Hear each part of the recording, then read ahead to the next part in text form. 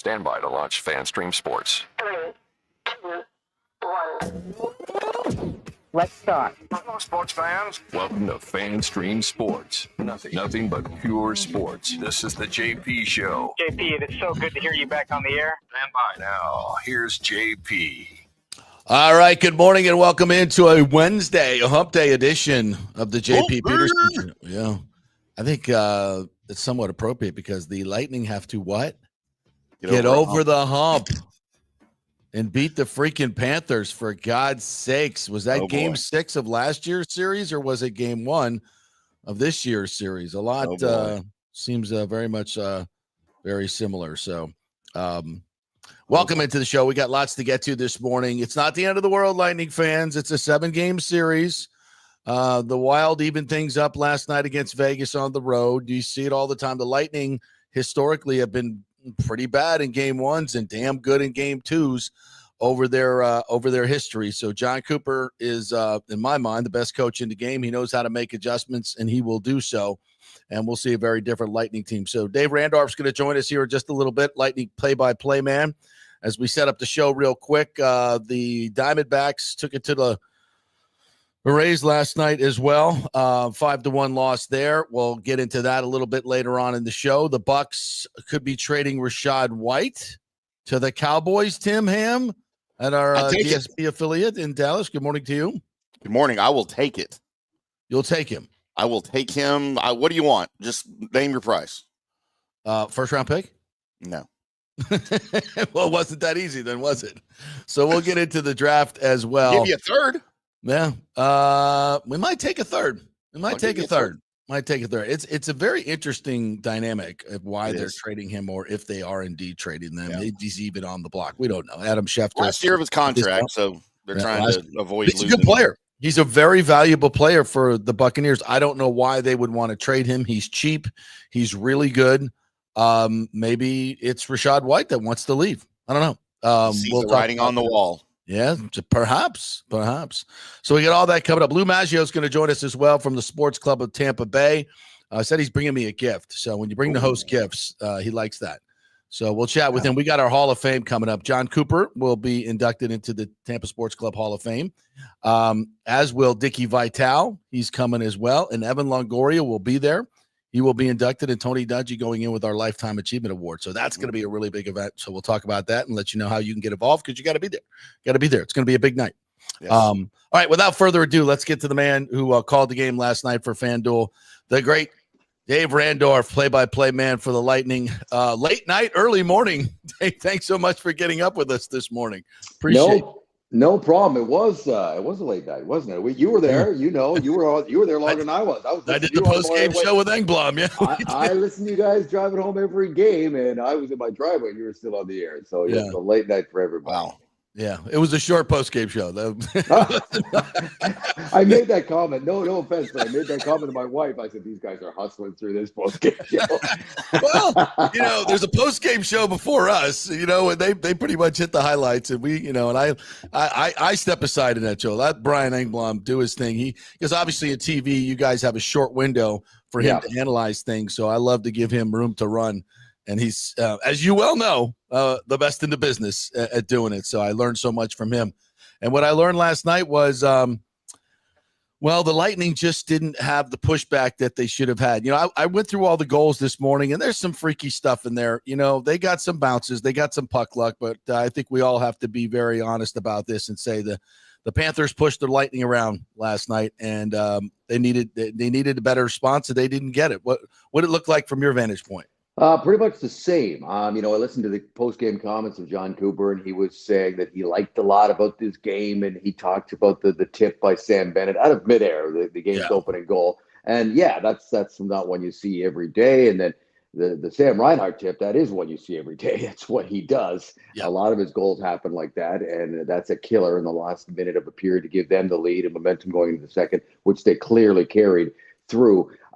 He also said, we can dissect this all we want, and let's just throw this away. And he's going to say that. This is what a master communicator does. He's part of the leadership group himself, and he's going to position the message that he wants out there with the fan base and the media and for the players that hear what he has to say publicly. But I don't think there's any question. If you look at this, he says you can dissect it all you want. Well, that's what we're going to do. We will dissect it. And I agree. I think it was a disappointing night for me because I didn't see any of it coming. I didn't see the 6 goals against on home ice coming. I didn't see them laying an egg on home ice. They have not done that in a long time. They've been very good on home ice. I didn't see 3 power play goals against, 1 in 14 seconds after you obviously had suffered a letdown with an unsuccessful coach's challenge. It happens. Yep. And in Coop's words, he would have said in the past, go out and get a kill. Yeah, and it lasted 14 seconds. And who is it of all people that is left wide open in front of the net? Wide open. It is Matthew Tkachuk, who, say what you will about this guy, but he's got big ones and he's got the heart of a lion. Hadn't played it over 2 months, and he steps right in. He only played 11 minutes and 43 seconds. You realize that? No, I did not. He barely played, by his standards, and he still has 3 points and was instrumental in kind of, taking a lot of wind out of the sails of the Lightning here on home ice. Home ice is something that John Cooper and the Lightning have publicly stated. It doesn't really matter to us. We just want to get in and do our thing. This year, I think it kind of mattered because they wanted to have the home ice against either one of the 2 opponents they could have potentially faced in Toronto or Florida, or maybe even Ottawa, but likely those first 2. And you gave it back up last night, and you did it in uncharacteristic fashion. And it was disappointing because, listen, I didn't think they were going to sweep the Panthers at home. I like their chance if they take game 1 because now they've got the Panthers guessing a little bit. That's the other thing, too. The Florida Panthers were not coming into the playoffs on a roll at all. No. And they had lost 6 in a row on the road. And I think 2 wins in their last 11 road games. And they immediately reverted back into that form. They knew what time of year it was and got to business, particularly in the second period. Weathered a bit of a storm there after the Lightning did tie it up. And I thought they had some pushback for about 5 minutes. But after that, it was all Panthers. So I guess that's the disappointing thing to me. I don't see the Lightning getting swept here by any stretch of the imagination. So, once we get to game 5, a week and a half from now, this will seem like a month ago. And it won't seem like such a big deal as it does this morning. But it's disappointing. And I'm sure, listen, 6 goals against on 16 shots. I'm sure Vasilevsky is unhappy about this too. I had a good long chat with him one-on-one, I think on Saturday. And he said, I got a clear mind and I feel good physically, but I feel good up here. And don't get me wrong. I don't think he's going to crumble here. And if anybody is going to bounce back, I think he would be the first guy on my list of guys who could bounce back strongly. But again, that was another thing I didn't see coming, for him to just look a little discombobulated like the rest of the team. But those 2 things go hand in hand, don't they? When the team in front of him is kind of disorganized and on its heels, he naturally gets on his heels as well. Dave, the Panthers hadn't scored more than 3 goals. I think I counted like 10 of the last 11 games of the regular season. Their offense had been struggling. Of course, part of that was Tkachuk being out. Tkachuk shows up, like you said, 11 minutes in, and boom, he's the spark.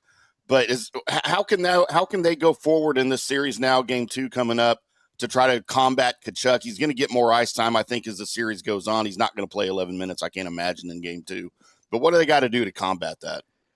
Well, it's not just about Tkachuk. With all due respect, you're exactly right. Listen, the guy had 9 points against the Lightning in 5 games last year, and he has been a very productive playoff performer for them the last 2 trips to the Stanley Cup final. He's been front and center. So he is a concern. But you know what, boys, if you look at this team, they've got 3 lines that can generate, 3 legit lines.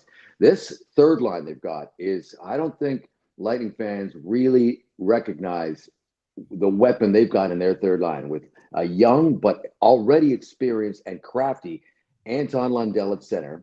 You've got Eetu Losterainen, a guy who's played every game for the last 2 or 3 seasons. Kind of an under the radar, hard to play against, physical Finn who works his tail off, and he's the guy that basically created that rebound on the Schmidt goal, which ended up being the game winner.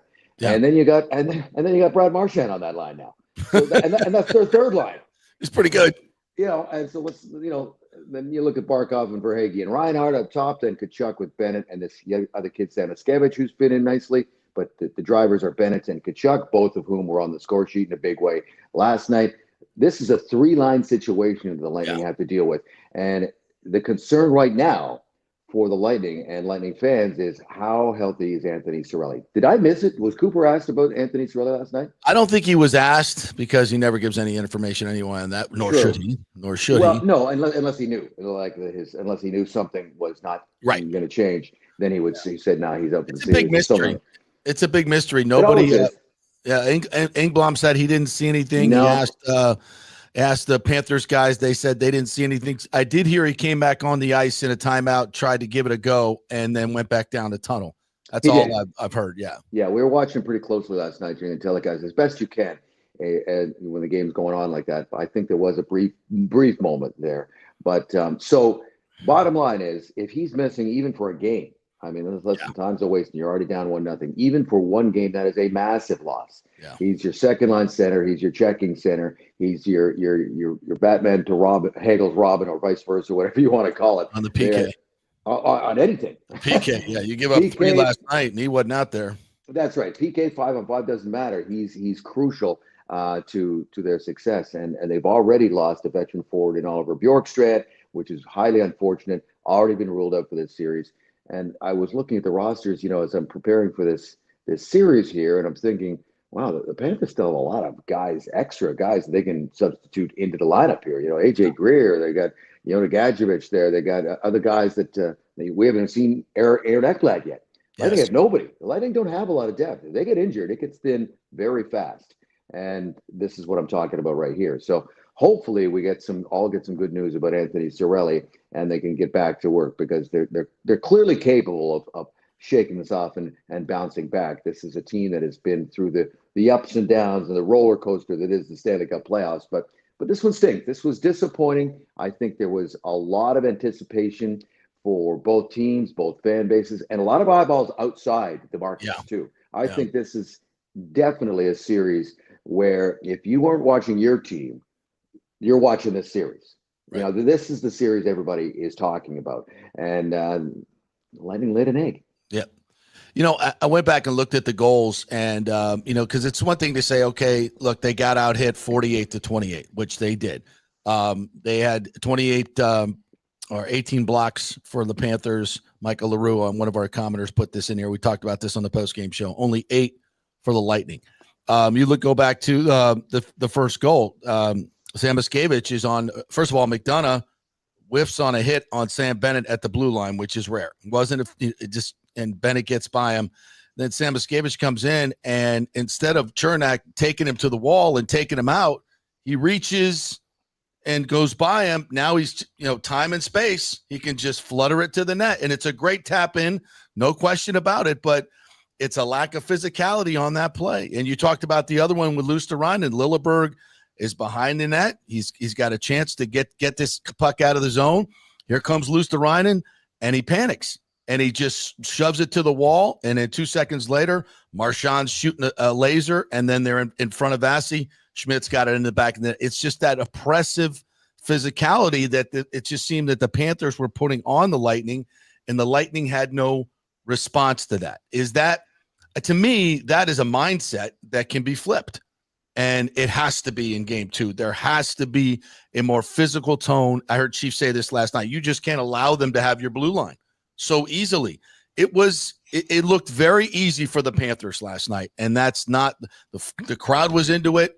It was, after that power play goal, you're feeling good. The Lightning tilted the ice a little bit after Gensel scores, after Tkachuk took the bad penalty.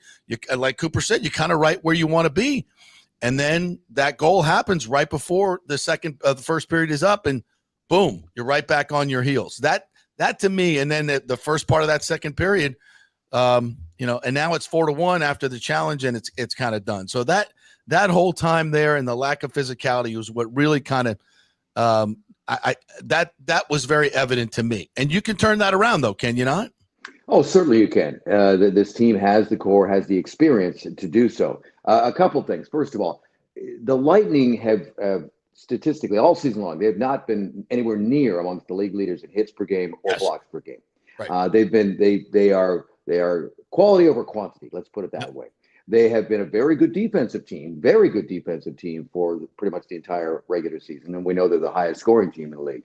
You can be effective without running around That's and laying out 50 hits. At this time of year, hits especially are magnified. Oh, geez, there was a combined 700 hits in the game. This team had 80 hits. And yeah, that's great, and it's fun to watch, and it's intense and all that kind of stuff. But it can take you away from really your structure, what you really want to accomplish, which is protecting the middle, keeping things to the outside, not getting beat one-on-one, and giving up any of those momentum type change shifting plays. So that's the first thing.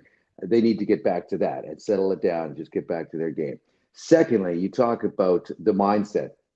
Let's see. You're talking about a team that didn't panic, stayed the course, flipped the script, stuck it right up, right down there, you know what, and looked them right in the eyes and said, "How do you like that? Would you like some more?" Yeah. Does that sound like a team you used to know when they were at their best? Yes. Yeah.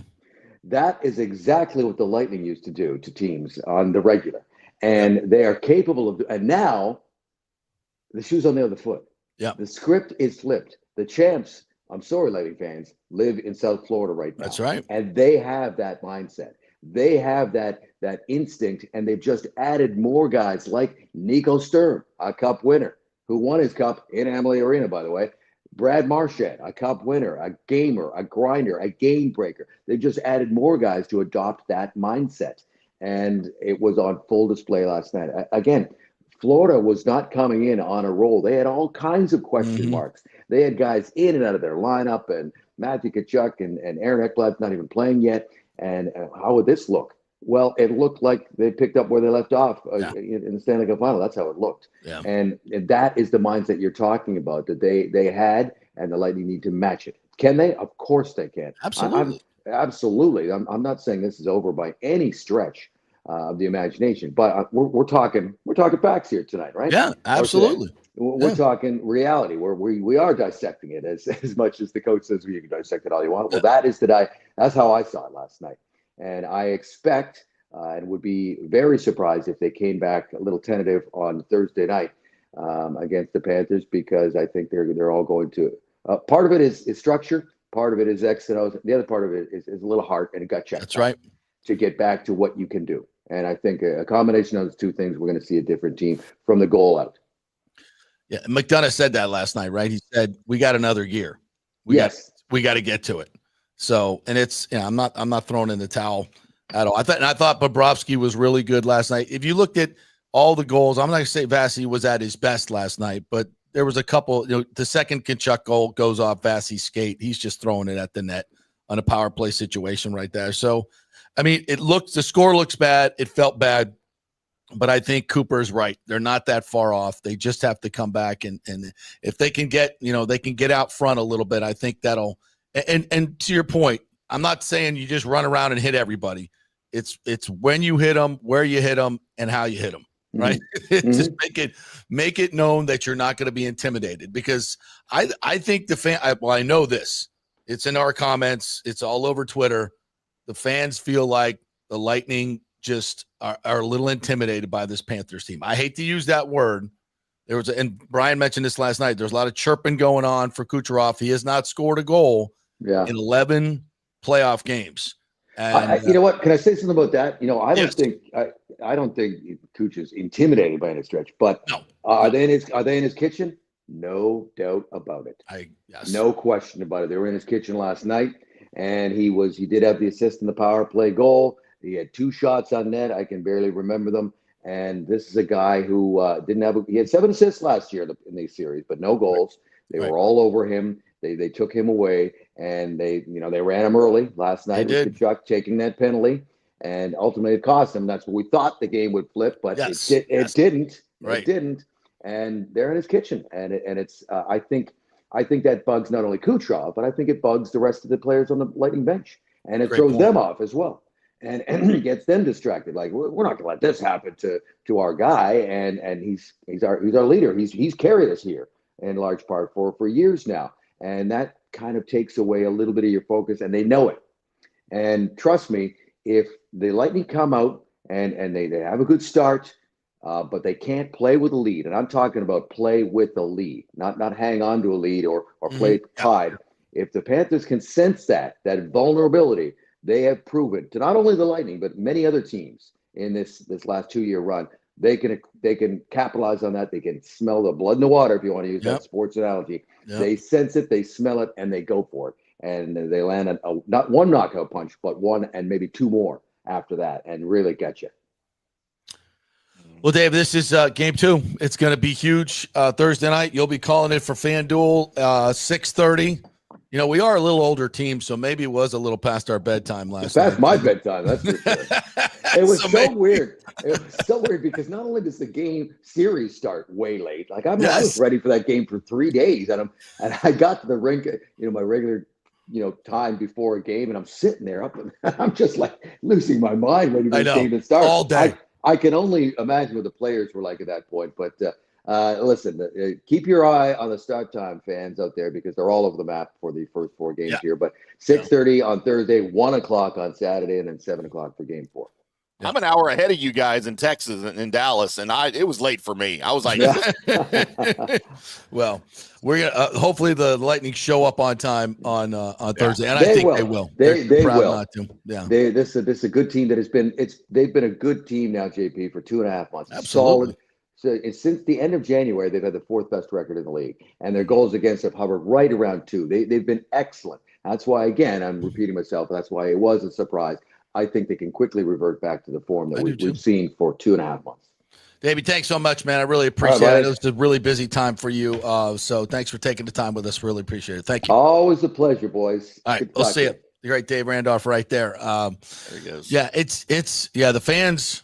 I kind of put it out on Twitter last night. What do you think? Give me your thoughts. And they kept coming back with that S word. I don't use it. I know it's very disrespectful for a hockey team, so I'm not going to use it. But they I think the long layoff had something to do with this too, to be quite honest. Like we've talked about, and like Dave just mentioned, that's a long wait to end your season to start your playoffs. Toronto was already up 2-0 in their series before we had finished our second period. Yeah, and I don't want to give excuses or anything for the Lightning, but it's there's reasons for things over excuses, and that's a long layoff when you're in a rhythm, when you're getting ready for an opponent that you already know. You can only talk about the Panthers so much in the room, right? And in practice, this team so well already, and there's just only so much you can prep for and so much you can do. I think that the layoff didn't help.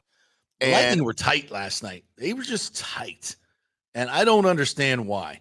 I texted you after the 5th goal asking if you thought Cooper would pull Vazzy, and I know they don't do that.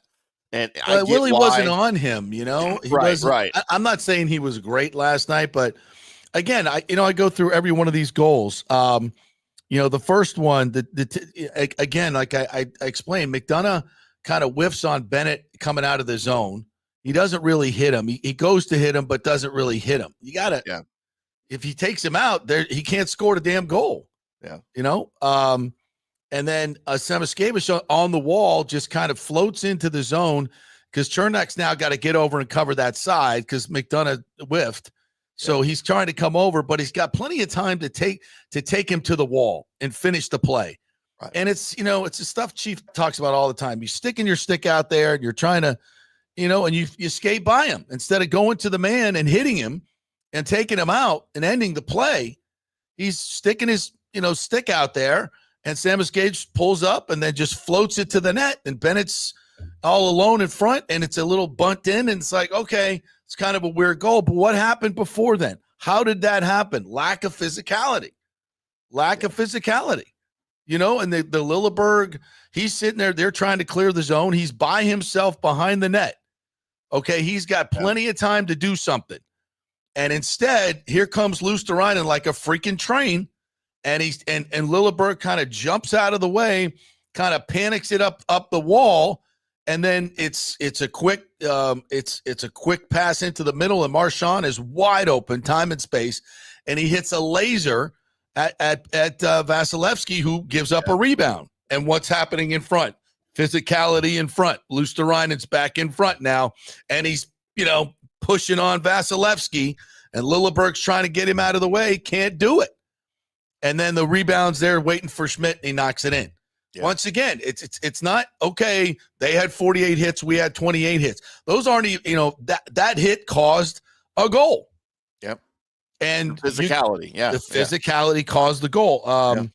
I'm going back to the other one on the power play after the challenge, which I thought was a bad challenge. I thought that was a bad challenge. I think Cooper really felt the game slipping away. Yeah. That it was just okay. They're pushing us around. I think he kind of used that as almost like a timeout, right? For his guys. He knew he wasn't going to win that challenge, but he needed some time. But you've also got the best penalty kill in the league, and maybe at that point he did not realize Cirelli wasn't coming back. I think Cirelli had been hurt by then, so you lose Cirelli on your penalty kill, right? So and Gensel was in there, and Gensel did not handle that very well. First of all, Hagel gets thrown out of the draw, and Gensel is in.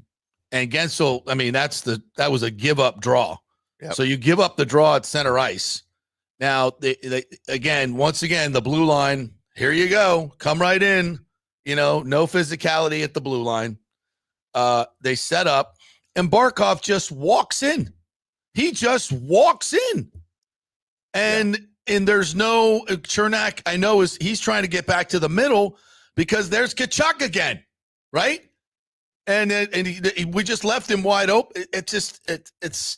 He just walks right in, and the next thing you know, we can't clear the puck in front again. Tkachuk catches it, puts it on a tee, and just smacks it on net, and it goes off fast. He's skating into the goal. It's 4-1, game over.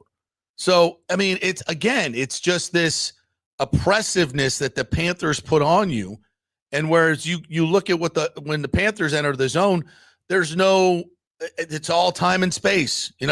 Sure, come on in, and there's no, just watch the game. They've got time and space. The Lightning have no time and space. Kucherov has no time and space. Every time he touches the puck, they're on him. Yeah, and they know it. No help. Yeah, and they know it, and so. The Lightning have got to find a way to combat that. I didn't think they had a very good game defensively. Obviously, with 6 goals, you're going to say that, but I know Hedman had the helper on Gensel's power play goal in the first period. He was only a -1 for the game, but I thought he was out of position quite a bit, and he looked lost sometimes during even strength play. And on I don't know, at least 2 posts that I saw got hit by Carolina or by Florida. I think a lot of that was on Hedman because I didn't see him. I don't know if he was confused or if he was tired, if it was near the end of his shifts. I wasn't paying that much attention, but I didn't think Hedman had a great game, to be honest. Yeah, I don't remember. I remember one particular time where, or actually 2 times where he had open shots from the point and passed them up. We did that again last night. There was a couple of times where, Hagel had a couple of opportunities. Who else was it? I forget. Coming down the left wing, he's at the circle, and instead of taking a shot on Bobrovsky and then trying to get a rebound, he just skates behind the net because he didn't feel like he had a good shot. You got to put the damn puck on net, man. We got to get some grimy goals. We got to get in front of Bobrovsky. It's just, there was nothing in front of him last night. He was not nobody. It was easy. It was just so easy for the Panthers. And that leads to comments like, let's see. Well, Cody says Lightning need a Matthew Barnaby. Man, they need a shit stir, and they don't have one right now. They just don't. A little, I love Yanni Gord, but God bless him, he's 165 pounds. He just not going to intimidate anybody. No, he's really not. Michael LaRue, good morning to you. Says this post game show or the post game show. Is Brian still there? No, we gave him the morning off, but we got Randorf up. Poor guy. Yeah. They have to be up for conference calls anyway. So, John Hill says Bolts in 5. Oh, whatever you're smoking, Johnny. Let's share. Let's share. Lonnie Wilkins says after watching the Cubs and Dodgers last night, and the Rays are just not even close to being a playoff team that can make noise. Look at their roster. Why are you watching Cubs and Dodgers? What do you mean? I would be doing. How do you watch a baseball game with all this hockey on? Like Yeah, we had try it. multiple Just try it hockey one. options. Like go Rays, watch the game, and then flip back to a hockey game. And like even if that's your team, you're like, oh wow, this one is much better than the other. Which one is unlike the other? Which one is it? I mean, how can you watch a baseball game when hockey is on in the playoffs? And that was the thing. Rangers. That was the thing. Like the place was up for grabs last night, man. The Lightning fans showed up. They showed up. They showed out. Even Sonia did a little. She deviated in her national anthem. I don't know. She better go back to the regular one. May have thrown us off. May have somebody else singing it. Nobody else can sing it. But the place was jumping. And when he scored that power play goal, I'm like, oh, here we go. And the ice tilted for like 5-6 minutes. The Lightning really played well. And then that second goal was up right before the period. We're getting ready to do our the Reinhardt goal, intermission, and I'm like, oh, and that was a nice little minute to play, nice little tip in once again. That was the 2-1 goal, right? Yep. I don't remember exactly what happened on that particular goal, except the fact that they just entered the zone very easily again. The Lightning have got to make it tougher to enter the zone. Daniel Rivera says, good morning, gentlemen. I will say this now. Tomorrow night is a must-win game. We cannot go to Sunrise down 0-2. Yeah, that's very apparent. We cannot go down to lose 2 games at home. James says the Bucs have to find a way to play Sean Tucker. Hopefully he has improved his blocking skills. Well, you would hope so, because blocking is it's technique. It's definitely technique, but it's also want to. You got to want to stick your face in the fan. And take on a 235-pound linebacker who's got about a 10-yard sprint at you. It ain't easy, but you got to be able to do it if you're going to play in this league. John Hill says the Lightning have lost game 1 of the series 12 times and still gone to win that series. Last time was the 2022 Eastern Conference Finals over the Rangers. That is true. I believe our in-house statistician, John Hill. I believe of those series, we've won 8 of those 12 series where we lose game 1. So to not fret. But you got to turn it around. I mean, if I'm being completely objective right now, and we have to remember this, the regular season numbers, I won't call them meaningless, but this is a series, and it has to do with matchups, right? It's a matchup thing. If we played the Panthers 82 times, we wouldn't have those gaudy statistics that we have for the regular season. So, in essence, they mean nothing. It's how do you match up against this team? And we don't match up well. I'm not going to sit here and bullshit you. We don't, because they are more physical. And it tends to take us out of our game. So we've got to be cleaner. We've got to be harder to play against defensively. And we've got to score goals. Kucherov has got to make more plays. He's got to get involved. They were chirping at him last night. Tkachuk was chirping at him last night. Like Dave said, and I love that term, they were in his kitchen. Get him out of the kitchen. Get him out of the kitchen. That was pretty funny. Lock it up, Kucherov. Get him out. And the only way to get him out is to throw him out. You got to throw him out. And that means do something. So that's not good. All right, let me clean up some of the hockey talk here in the comments. McDonough tried to step up on Bennett and missed. Bennett was off to the races and scored 4 minutes into the game. The Lightning were chasing the game the rest of the night. I don't disagree with that. I mean, I think that play is an absolute textbook reason, and when you talk about physicality, why the Lightning lost the game last night. You missed the guy at the blue line coming out. You whiffed on him, which is rare for McDonough. And then Chernak, you got a guy on the wall. He's coming down the wall. You got the angle on him. Take him out. Take him out. Stop with this, putting the stick out there. Take him out. And end the play. And did not. What else we got? Yeezy says, kitty cats own us. We're too soft to deal with the Panthers. Be happy if we can get to 6 games. That's mean. Dr. Doom. But it's. Might be right. Can't say it. But My face says everything. Yeah, this is another one. Face-offs as well, 35-25. That, the face-off at the power plays, those are important. And then 14 seconds later, it's in the back of your net. That you go look at that power play, and it's just like, damn, that was easy. That was really, and how much is that? Okay, so the coach's challenge, right? So I think we all can say that was not the greatest challenge. I think Cooper was just kind of, taking a flyer on that one, trying to turn the game. And because you never know. You never know what they're going to decide. It's a coin flip, for God's sakes. So, so they didn't win it. And maybe some of your players are like, why are we challenging this? And then they go, but you got to go on. You got to go kill the freaking penalty. Yep. Go kill the penalty. You're supposed to be good at that. Your coach is showing, listen, I got plenty of confidence in you guys to go out there and kill the penalty. And boy, they, look like a freaking 5-on-3. It's bad. Because you could say, okay, bad challenge. Well, listen, the players got to go out there and do their jobs. It's not always on the coaches.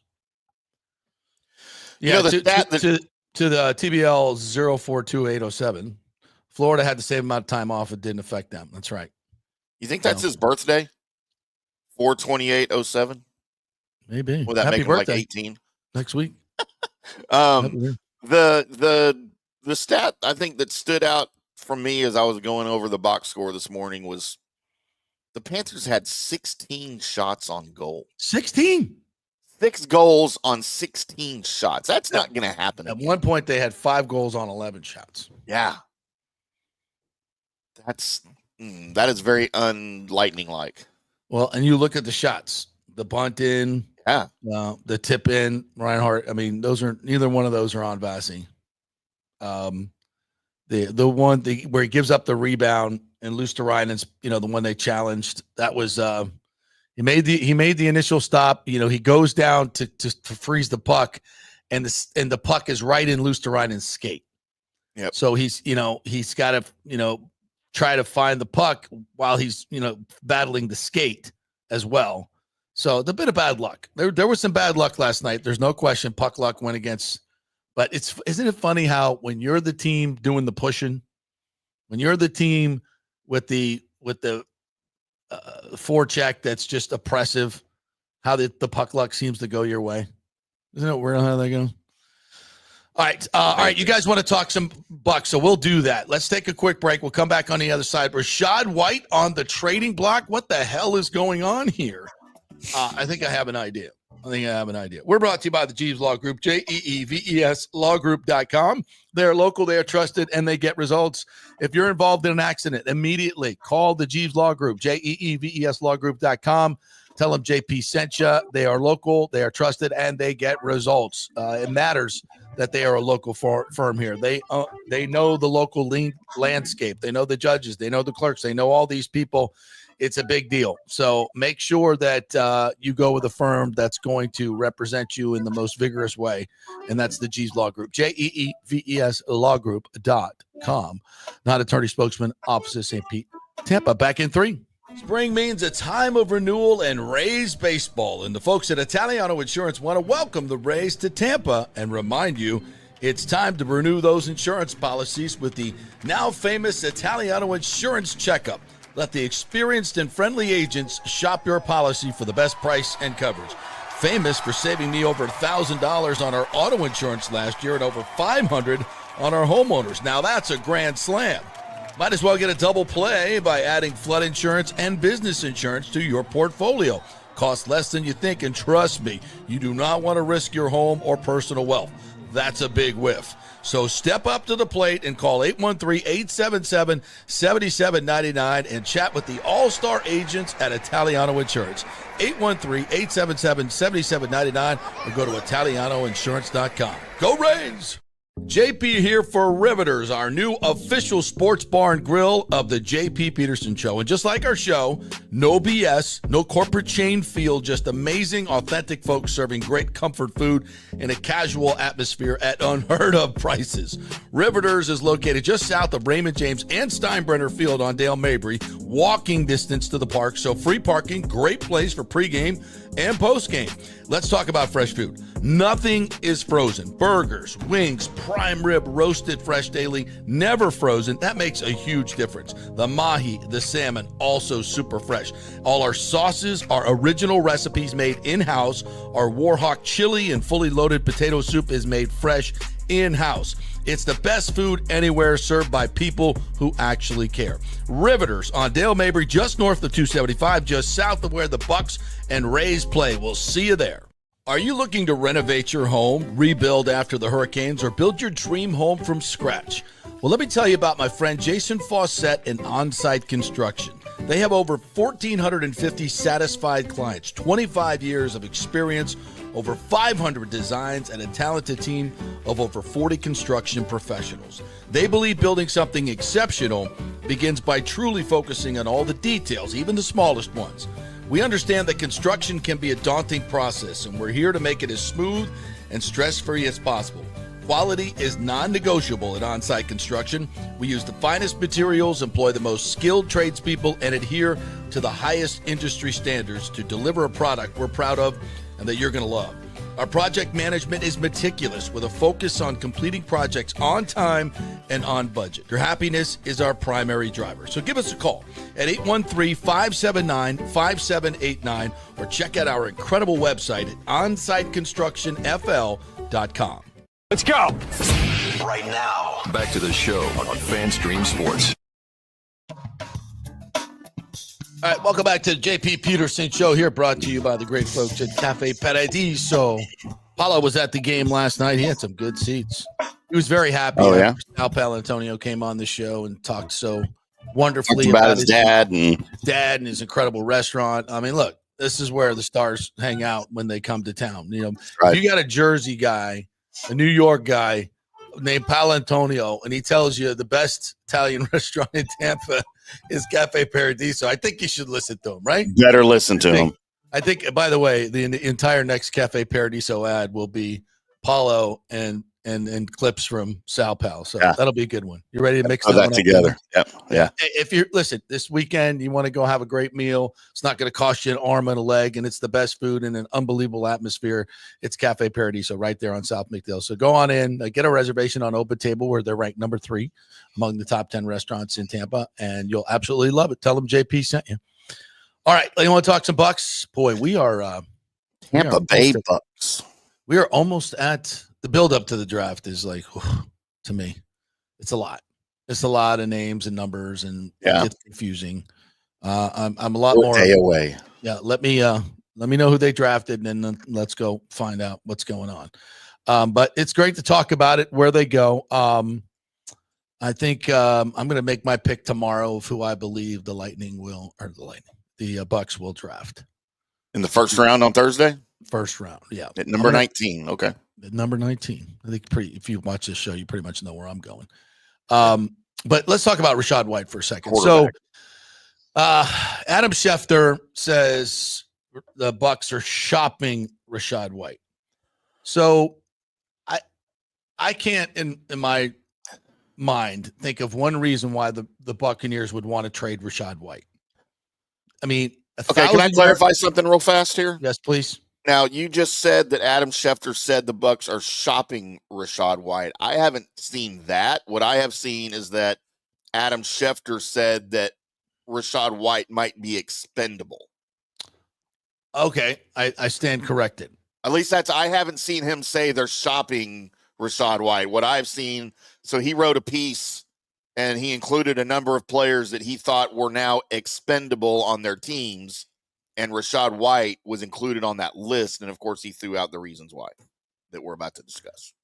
Well, okay, so this must be the article right here. Trade rumors. So what did he specifically say? Because I to be honest with you, I didn't read the article. I just saw his note on Twitter that he was available. Yeah. Because so, let me just make this case though. Mm-hmm. There's no way in hell that the Bucs or he's expendable. That is a ridiculous notion. If you watch the Bucs play, he is not expendable. He is RB1 quite frankly, in terms of how many starts that he got last year. Now, will that flip with Bucky Irving? It might. It might. Bucky Irving is not a bell cow. Bucky Irving is not a 25 carry, 7 catch guy. I don't want him touching the ball 32 times a game. I want him touching the ball about 15, 20 times a game. That's it. That's closer to 20 than 15. But yeah, that you do not want to run Bucky Irving into the ground. That's not a very smart play. He is an explosive player. You want to give him lots of touches, but not when you have another guy who's averaging 4.3 yards per carry this past year. And you know how many yards from scrimmage Rachaad White had last year? And you probably know. What are you saying in your brains, guys? Oh, about 600-700. No, 1,006. He broke 1,000 yards from scrimmage. The year before, he had 1,539. Now, I know the years prior, his average 3.7, 3.6, not great.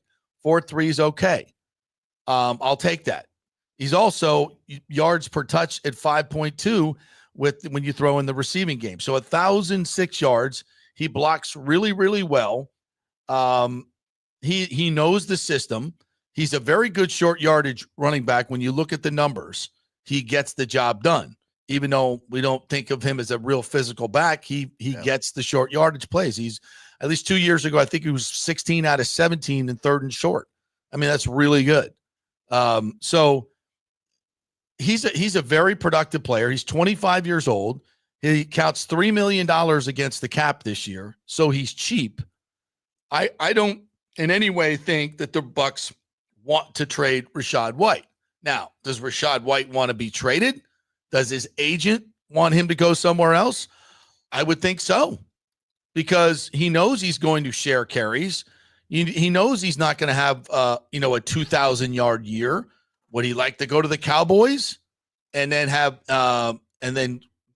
because it's all about the next contract for Rachaad White. That's what he's thinking about. Are the Bucs going to sign him to a long-term big deal? No, they're not. They're not. Would they like to sign him to a 3-year with about a $5 to $6 million average? I think they might be interested in that.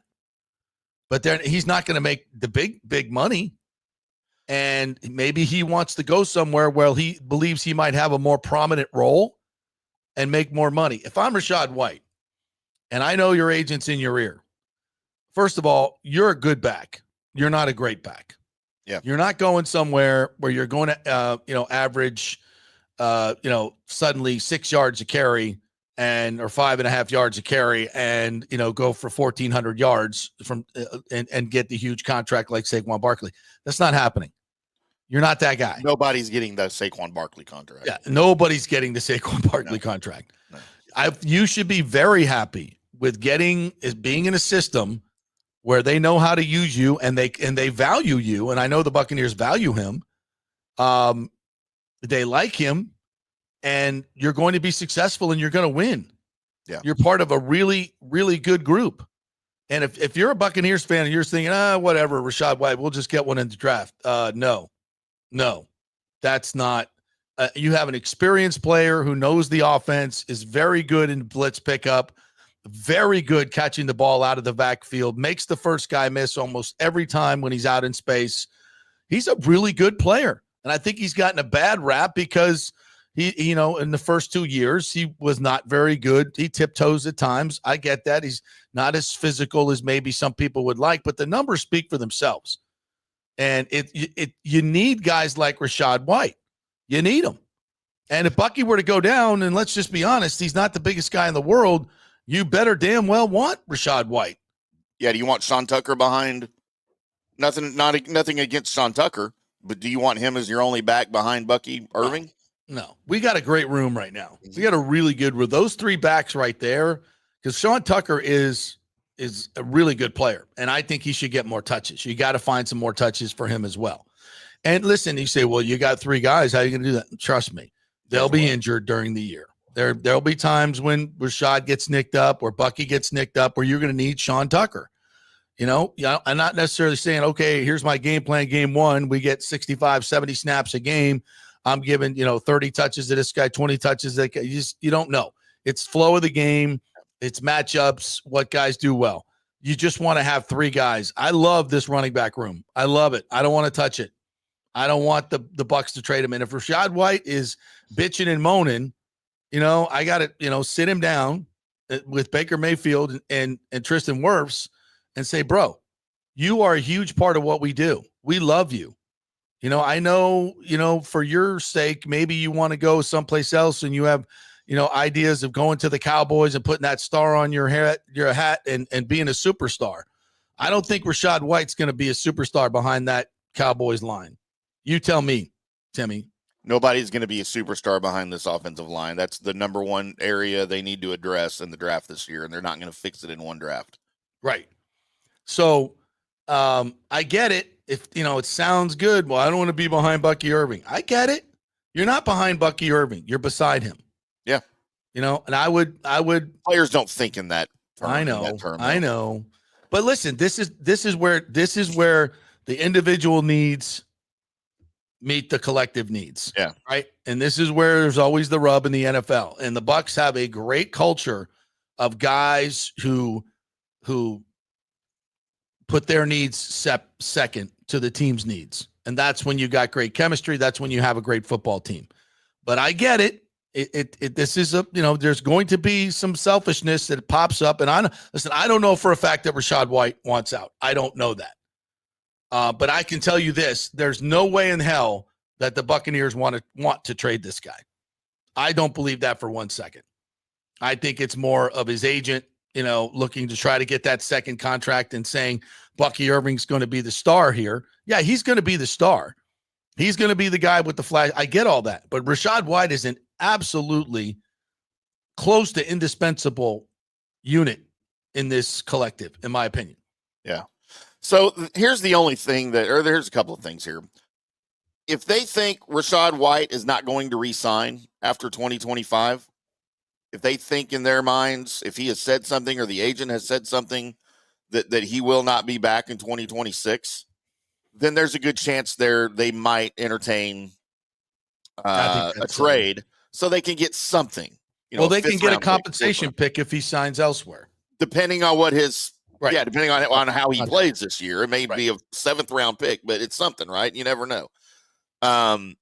So if they think that, then yeah, we might see what we can get for him. And if it's more than what we think we would get as a comp pick, then we might do it, right? So I understand that part of it. From the Rachaad White side of it, we talked about his contract. We know that running backs have been devalued over the past 10, 15 years in the NFL. I never understood it, but they are coming back. And this notion of running back by committee is going away also. That is not a sustainable product. See, I don't think what they're doing in Detroit is a travesty right now. You can't do what Detroit's doing and taking I can't remember the rookie guy from last year, Jahmyr Gibbs. You're taking carries away from him and giving them to David Montgomery, who's not anywhere near the level of Jahmyr Gibbs, and I think you're costing yourself. But you can't give Jahmyr Gibbs 30 carries a game. You can't give Bucky Irving 30 carries a game. No. That's not what I'm saying. Then have a better offense is what I'm saying. Have a more balanced offense. But look, if Rachaad White wants to be the lead running back, which that you don't really have right now, you're not going to go get that Saquon Barkley contract. Best case scenario, you go get you a Najee Harris contract that he signed in Los Angeles with the Chargers as a free agent for about $5 million, right? Best case scenario, you're going to make $5 million. Right. If you go somewhere to be the second back, you're going to get the Kenneth Gainwell contract that he just signed in Pittsburgh for $2.2 million a year. Right. As he's going to right now, he's behind Jaylen Warren in Pittsburgh on the depth chart, but they're going to try to go draft a running back. They don't like any of those guys as their number one guy. So your job right now is to be the best running back you can be for next year. I agree. And show your value to the Buccaneers and say, you guys can't afford to get rid of me. Right. Me and Bucky, man, we're Batman and Robin. Who's Batman? Absolutely. Who's Robin? It doesn't matter. It doesn't matter. His best chance to make money is to stay in Tampa Bay. Yep. In my opinion. And I think the Buccaneers value him tremendously. And I think absolutely to your point, they want to go forward with that tandem as long as they can with the triple. If they could keep all three of these guys for 3-4 years, I think they would take that in a heartbeat. Because you could go, yeah, there's some shiny toys in the draft. I get it. You don't know what their retention level is on multiple audibles. Rachaad White knows what the hell he's doing. Yeah. And he knows how to block, and just all you need is one bad blitz pickup to show how important that is. Ask the Falcons in the Super Bowl about that. Yeah. It can cost you games. And when you have a guy who's got the size to do it, he's a good 6'1", 215, 220. He's a good size back. Look, I love Sean Tucker, but sometimes it's hard for those little guys, and Bucky as well, to take on a 6'3" linebacker or a 6'4" edge rusher who suddenly becomes your responsibility. You're going to get trucked. Rachaad White is a bigger frame and he can handle that. So, I mean, you could sit there and say, well, I don't like, he tiptoes and I don't like, okay, I don't like that either sometimes, but you got to take the balance. You got to balance it out. And I think that as a tandem, again, they're fantastic. And as a three-headed monster, they're one of the best, I think, running back rooms in the league. Yeah. I mean, who could take their third string guy and become the offensive player of the week that week? Yeah. That's what Sean Tucker did. And look at Jason Light's history with these guys, with his own guys. If you're loyal to the team and if you give yourself value to the team, he's going to keep you. And he's going to pay you for it. And he's going to reward you for it. It's a great point. And again, nobody's going to throw money at you. You're a running back, and you're not spectacular.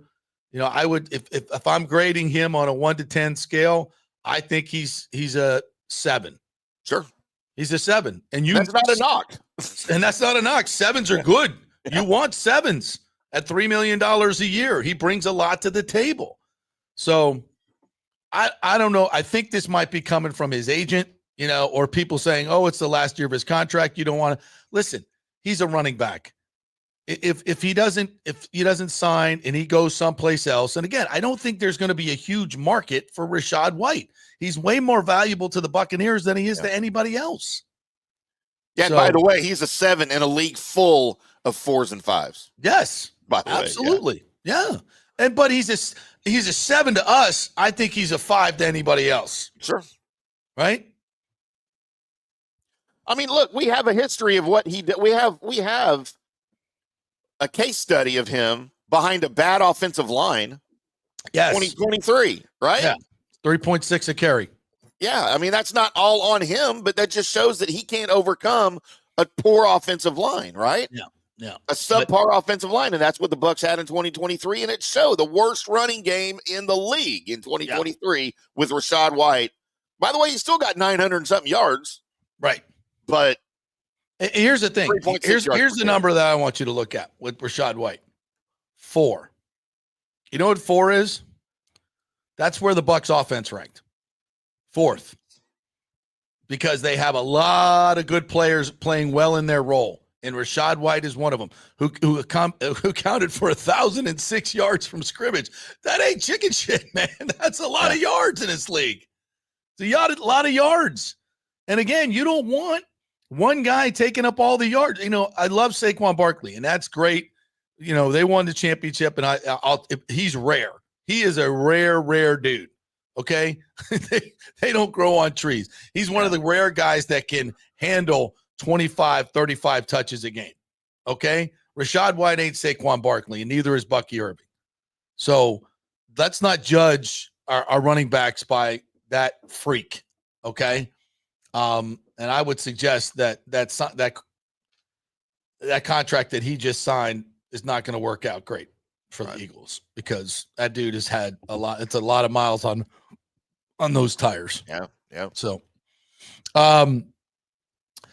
Kenneth McClary, I think, sums it up very well. The only way I trade Rachaad White is dependent on the draft picks. I wouldn't settle anything less than a first round and maybe no lower than a third. Otherwise, he's too good to get rid of. Ain't getting a first. If you get a third, listen, if he comes to the Bucs and said, I don't want to play here anymore, which I doubt. I don't think that's a thing. He doesn't strike me as that kind of guy. And he just doesn't want to play here, which, again, I don't think that's the case. Then maybe you take a third, but I'm not trading the guy. If I'm Jason Lighton, I don't think they want to, unless there's something I don't know, something egregious that happened that I don't know. Which I can't imagine what that would be. No, he's not that guy. Right. He's not that guy. So I would be shocked if something happened. B says Derby Lane just sold. Stadium renderings coming. Probably not. I think it's in a flood zone. Well, listen, if Stu thinks he can get some leverage by walking over there and playing with the old Greyhounds and playing some poker, and this looks like a great spot. Sell the team. Just sell the team. Every time I hear the words Derby Lane, I keep thinking of a bowling alley. Yeah. In Ocean's 11, it was used as a set for them. Yeah. Really cool. Yeah. Good movie. Nathan Elliott says James, he's at Jamesing.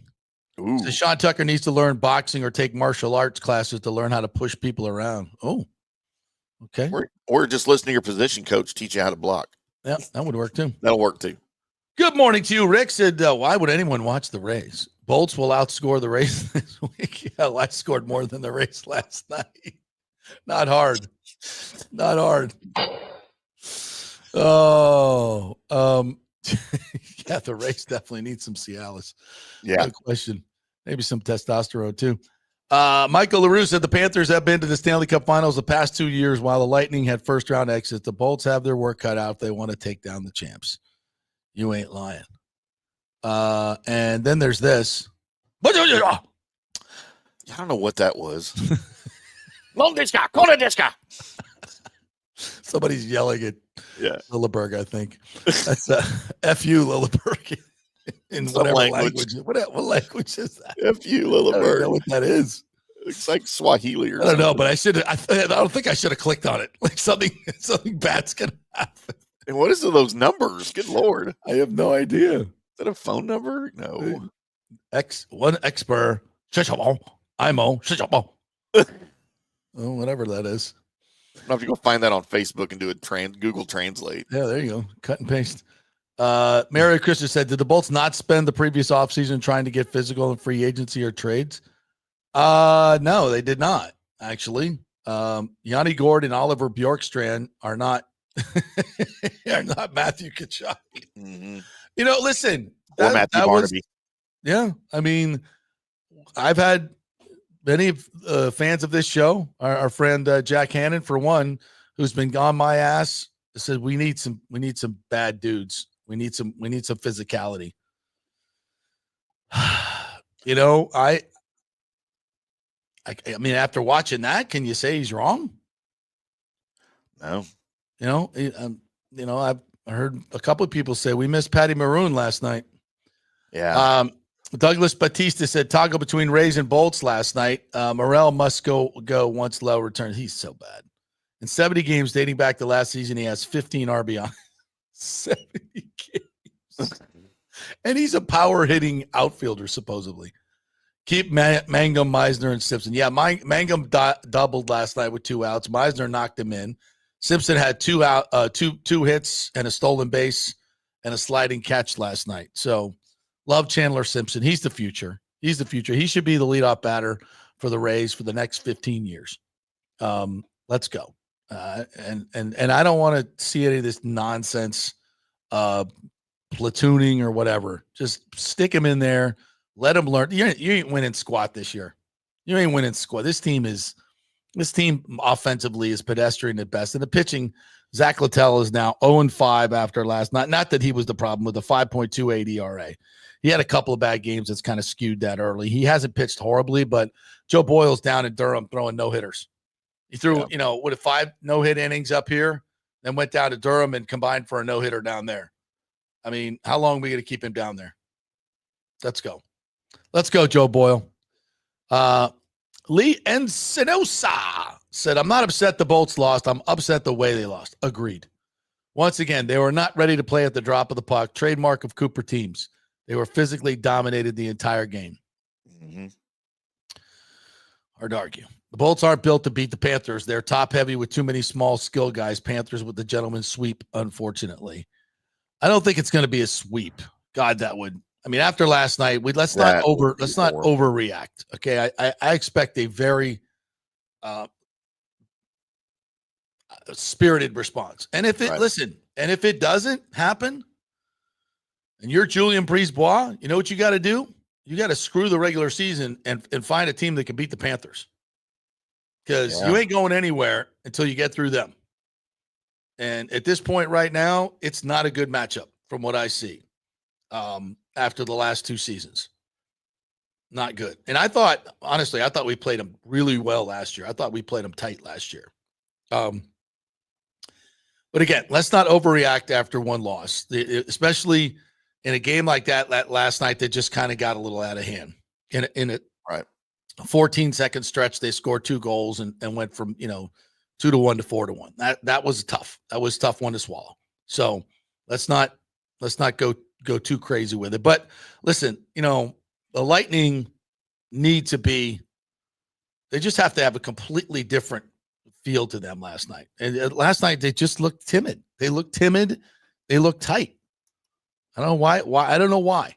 You're playing with house money, really. Maybe that's. You know what? Maybe that's because in the last week, and I don't know how much these guys listen and read the media, but in the last week, everybody's kind of flipped from the Panthers to the Lightning because everybody started doing their research and like, whoa, these guys led the league in scoring. They were 3rd in goals against, 5th in power play. They're 7th in penalty kill. Wow, look at all these defensive metrics. They're so good at. Wow, they're really good. Great.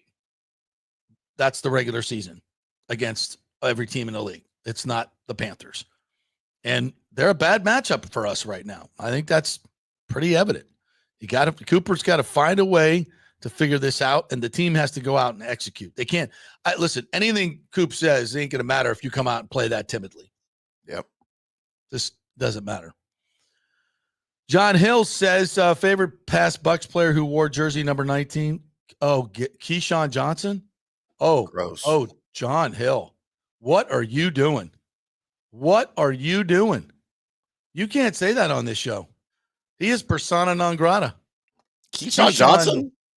Keyshawn Johnson is a punk. He is a punk. I am not a fan. Me neither. I am not. When he was here, he was all about Keyshawn Johnson. He got his ring, he got his money, and as soon as he did, he abandoned his team. Abandoned his team when they were trying to go back to back. He was the biggest problem here. And he didn't like being coached by John Gruden. Well, guess what? A lot of the guys didn't like it, but they put up with it because they're professionals. And instead, you talked yourself out, poisoned the water so much that they had to pay you to not play. Pay you. You quit on your team because you didn't like John Gruden, your head coach, because he got on your ass. I got no time for Keyshawn Johnson. Nope. John Hill, don't you? We may actually retract your hat and your. Did you send it to him yet? Yeah, I already sent it. Bring it back. And don't forget where Keyshawn went after he left the Bucs. Yeah. Spared everybody to death in Dallas under the tuna for 2 years. Yeah, how do you do there? I couldn't stand him. I've never liked Keyshawn Johnson. I didn't like him ever in his career. Didn't like him with the Jets. No. Yeah. Just a bad dude. He was good for what we needed him for. And he played, he's a very physical receiver, made tough catches. I'll give him that. But definitely not a team guy. All about him. Yep. It's like Antonio Brown. We kept him in check for a little while, but after, eventually they're just going to be their self-as selves. Tom kept him in check, right? I mean, that was kind of a Tom thing. Yeah. As long as he could. Yeah. Right. As long as he could. But, guys like that, you pander to them. Eventually, they're going to burn your ass and maybe even do your wife. Every time. Allegedly. If you are the Bucs GM, John Hill says Cleveland wants pick number 19 to jump in front of the Steelers. Ask for a trade with pick number 33. What other draft picks in order to accept? All right, so Cleveland, Kevin Costner's coming up. He wants to on draft day. He wants to jump in at 19. They have the 33rd pick. Now, John, are you talking about Cleveland not having the number 2 pick or jumping back after they take Travis Hunter at number 2? Yeah. Coming back in for to pick who at 19? Who they want to pick? Shedeur Sanders, who's falling like a rock. Did you see that quote from the assistant coach? Yeah. Yes. The unnamed assistant coach? Yeah, with the Giants, by the way. He's with the Giants. Oh, really? Yeah. Oh, I didn't even know he was identified. Brian Daboll, well, he's not, yeah, but he's with the Giants, and is what I'm hearing.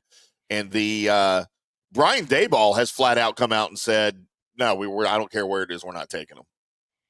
And he had a lengthy visit with the Giants. Shedeur. Daboll's like, I'm out. Yeah. Nope, no interest. I don't have the exact quote, but it was like worst interview I've ever seen. Yeah. Completely entitled. Doesn't play on time. Takes too many sacks. Blames his teammates. It's all true. Yep. It's all true. I mean, I wasn't in the interview, but we all watched him play and spare everybody to death in Colorado and get his jersey retired. What a joke. I've got no respect for that. You know what? I'm going to go burn my Buffs hat. I'm going to go burn my Buffs hat today in the backyard. Hat, if it was, it's that's great. a sharp hat. I bought it in Boulder when I was up there about 1999. Yeah. Dion won't be there long. No, I don't think so either. And when he leaves, they'll be like, they're back in the Big 12 now, so all things are fine. But, they did a good job last year. They won some games last year. But I think that stuff has a shelf life. Let's just say that. So I don't think we answered your question, John Hill. If I'm getting out of 19, I just have a hard time getting out of 19 when I'm in the Super Bowl window. I mean, if Ezraku's going to be there, there's so many guys. Michael Williams might be there. James Pierce. There's edge rushers. Mike Green might be there. How do you pass on that? When you got you just have not had, I want a guy who looks the part too. Mm-hmm. I don't want to just. Tryon Shoyinka never looked the part. Never looked the part. He's a pretty boy from the get go. All this shirtless Instagram pictures. Get out of here. Get out of here. So Reggie White ain't doing that. No, not anymore. So I want a guy that looks the part. That's long, tough, muscular, fast, bends. I'm like all that. And you got a bunch of them that are. I don't say a bunch, but there's going to be at least 2 or 3 that are there at 19. Maybe they're not going to be there at 13 or 33. I don't think. JP, you know what kind of guy I think the Bucs need at number 19? What? They need a guy like this. I'm going to brag a little. I was an all-pro at every sport in elementary school. Yeah, you need that guy. You need that kind of swagger right there. Kicking ass and ring around the rosy and kickball. We were talking about kickball. Capture the flag. Capture the flag. I should be in the freaking Capture the Flag Hall of Fame. My strategery. Man, we used to do. Oh, dude, this a little late internet. Oh God. Well, I'll tell this story when we come back. Let's take a break. I'm going to go back, talk some more Bucs, get into a little bit of Rays as well, and get your comments. We love your comments, and we love your comments. We're brought to you by, the great folks at Riveters. Hey, if you want to go watch some hockey tonight, Riveters is the place to be. You want to go watch the Rays and some hockey tonight, Riveters is the place to be. You got hockey, you got NBA basketball if you're so inclined. You got so much to watch. This is like one of the awesome times of year. You can watch the Rays not score. You can, if you're really into that, get hammered on $3 domestics at happy hour and watch the Rays not score. Go D-backs. Yeah, go to Riveters, sit at the bar, and have all the great. What's Wednesday night? Oh, we got taco night. Wednesday night, I think it's taco night. So, or wings night. It's wing night. It's wing night, even better. Night. Wednesday's wings, Tuesday's tacos. Wing night. Those wings. Oh my God, I'm all excited here. I'm just getting all verklempt over there. Oh, wait, give me some wings. Anyway, head on over to riveterstampa.com. You can see all the stuff on their menu, all the great happy hour specials they got. Riveters, just north of 275, just south of the stadium on Dale Mabry, next to that their spaceship. Back in 3. Hey, JP here for my concierge medical professional, Chris Lugo, PA. You've heard him on the show for a couple of years where he shares invaluable medical, nutritional, and supplement advice. With Chris, it's like having a medical provider as your best friend. What I love about this concierge service is the convenience and support he offers. I can text or call him 24/7 with any questions or concerns, and he'll promptly call in a prescription if needed. No office visits or copays required. It gives me peace of mind knowing I have someone genuinely invested in my health, not just focused on insurance profits. And the best part, the Bay Area Modern Medical Center's personal concierge service is more affordable than you might think. Don't let insurance companies dictate your health care. Take control of your health and wellness today. Visit BAMMC.com for more information and to schedule your initial free consultation. Empower yourself and take charge of your personal health with BAMMC.com.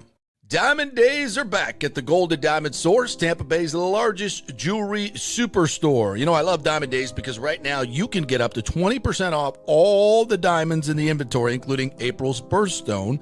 Plus, you can take advantage of 0% financing for up to 5 years. This means that if you finance $5,000, your monthly payment would only be $83. Best of all, your Golden Diamond Source diamond never loses its value. And listen up, all soon-to-be newlyweds, here's your chance to win a $2,500 shopping spree at the Golden Diamond Source, along with a wedding cake for up to 100 guests, created by the renowned celebrity chef, The Cake Girl, as seen on the Today Show. Entering is easy. Simply visit the Golden Diamond Source on Omerton Road for your chance to win big. If you want your special someone to say yes, make sure it's a Golden Diamond Source diamond. Visit us at 3800 Omerton Road in Clearwater. JP here for the Jeeves Law Group and my man Scott Jeeves, who lives right here and has long been a highly respected member of our community. He's a proud sponsor of the Tampa Riverwalk. Jeeves Law Group is also a proud sponsor of our Grand Central District in St. Pete and has neighborhood events throughout the year. He has an office on Central Avenue in St. Pete and one on South Howard in Tampa. You can't get more local than that. So when you need an attorney, you're going to hire some huge firm that advertises all over the state or the one that supports your favorite sports show. It's the Jeeves Law Group. We're local, we're trusted, and we get results. For personal injury and personal attention, call us for a free case evaluation. That's 8889-JEEVES. That's 8889-JEEVES. Hey, Tampa Bay, it's time to get your AC unit ready for summer. And here at Third Generation Plumbing and Mechanical, we recommend getting ahead of the game, keeping your family cool before the hot summer months with one of our maintenance agreements in the hopes of avoiding the dreaded emergency service call. Our maintenance agreements include, we'll test the electrical components, check and tighten high and low voltage wire connections. We'll check the refrigerant for manufacturer's performance levels, test thermostats, calibrate if needed, clean the evaporator coil and condenser coil, and clear and treat the drain line and drain pans. Just call us at 813-961-8024 for the special rates, and a human will actually answer. 813-961-8024 or go to thirdgenerationplumbing.com. Let's go. Right now. Back to the show on FanStream Sports. All right, welcome back to the JP Peterson Show. Our good friend Lou Maggio from the Tampa Sports Clubs is Tampa Bay Sports Club of Tampa Bay. Let's try to get that right. We've changed our name a couple times. There we go. But we've got a big, great Hall of Fame coming up. Dickie V's going to be there. John Cooper's going to be there. Evan Longoria's coming in. Tony Dungy. We get our Lifetime Achievement Award. Lots of Dominic Tsao, longtime high school football coach, will be there as well. So they are magical nights. We'll talk all about it when he gets here. All right, we are brought to you by Third Generation Plumbing and AC. It's about that time of year. Summer is coming. Get your unit tuned up. Seriously, guys, have them come on out, do all the maintenance work that needs to be done. Make sure that your drain line is clean, your drain pan is clean, all the electronics are working, your flux capacitor is up to snuff, all that good stuff. And so you're not going to have that call when everything goes haywire in the middle of summer and everybody's hot and miserable and your wife kills you. You don't want that. So go to thirdgenerationplumbing.com, contact them through the website, tell them JP sent you, and have them come on out and take care of that business. Your wife will love you too. When you do something like proactive like that, they're like, oh, look at you. Look at you doing stuff for the family, taking care of business. They love that stuff. So. We had a AC company here in Dallas for a couple of years, a little while back, that put up these very risque looking billboards around town that just had a scantily clad woman on it. Oh, yeah. And it said at the very top, your wife is hot. And then like underneath it was call us to fix your AC and cooler off, or something like that. It was a pretty neat marketing campaign. But yeah, I've seen that's been tried in many markets, and it works. It works. Like the plastic surgery billboards. Yeah. Like, are you still looking? Yes, you are. Maybe your wife could look like this. Yeah, that's great. Yeah. All right, want to do some more comments? Yeah, I love this stuff. I love you guys. ESPN's final mock says Christopher Cole has the Bucs taking cornerback Will Johnson. He's the top corner in the draft, I think.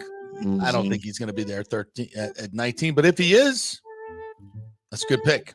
I don't want to take a corner first, but if somebody falls to you like that, I don't think you can ignore it. Plus, you can get a pass rusher in the second round again, though. Yeah, a lot of people have Barron in front of Johnson, Jahdae Barron. I don't. I like Johnson better than Barron. From what I understand and what I've read, is Barron played a lot of zone at Texas and got his hands on footballs, which is good. He's got some good instincts, but I think the Bucs played 70% zone last year. So if we're going to play that much zone, shouldn't we be drafting zone corners? Yeah. Rick said Bucs can't afford that JP guy. Worse diva than AB. After investigating his social media, it doesn't look like JTS, more like Reggie White if you dug him up. Wow. Mean. Daniel says, I have to try riveters one day. No offense, JB, but I'll ride with McDivitt's. Hey, look, McDivitt's wings, strong, very strong. Back in the day when I lived in West Chase, we liked McDivitt's. But riveters is down by the stadium, right? So try it out. You're going to go to a Rays game. You got to go to riveters. And when you do, Daniel, I want pictures of your food and some honest reviews. What is Thursday? It's the draft. You'll be there. You going to the draft party, Nathan Elliott? That's going to be fun. You're going to do a lot of cool stuff over there at Ray J. So I think I'm going to go over to the facility, see what they're doing. I think they're going to, although the media schedule doesn't have them doing press conferences, I got to figure out what's going on. But are we doing anything? Are we doing anything live? I was going to, when they make the pick, just come on and do a quick short and put it up on social media. Yeah, that's fine. Yeah, well, I'm going to be writing about my 12 NFL teams for all of their picks. So yeah. We were talking about doing a studio show. I think Colby's got the covitis. Geez. Yeah. Plus, that's I'm going to be. Thing? I'm going to be. It's the new thing. They got a new one apparently now that I haven't heard. But I know 2 people that have this new strain. Yeah, that flu thing that goes going around was exactly really bad. But I'm gonna be on the road anyway Thursday night. John, listen, John. I don't want to trade down. We don't need 3 more picks. See, here's the thing. This roster is deep. Okay, it's a deep roster that nobody has depth. At every position, right? Can always use depth. I get that, but to me, these teams go all in now to win the Super Bowl, right? They go all in like the Bucs did. You get a window, and now we're gonna go out and get free agents. We're gonna fill all the holes. We're gonna overpay for this particular time. And the teams that do that go out and win Super Bowls. The Rams did it. This is the Eagles have done it. This is kind of what the trend is in the NFL. Yep. So we're in that window, and we don't need a great backup left guard. It's nice to have, but what we need is pressure off the edge. And those guys are rare. And you normally need a premium pick in the top 10 to get them. This particular draft, you've got 6 or 7 of these guys.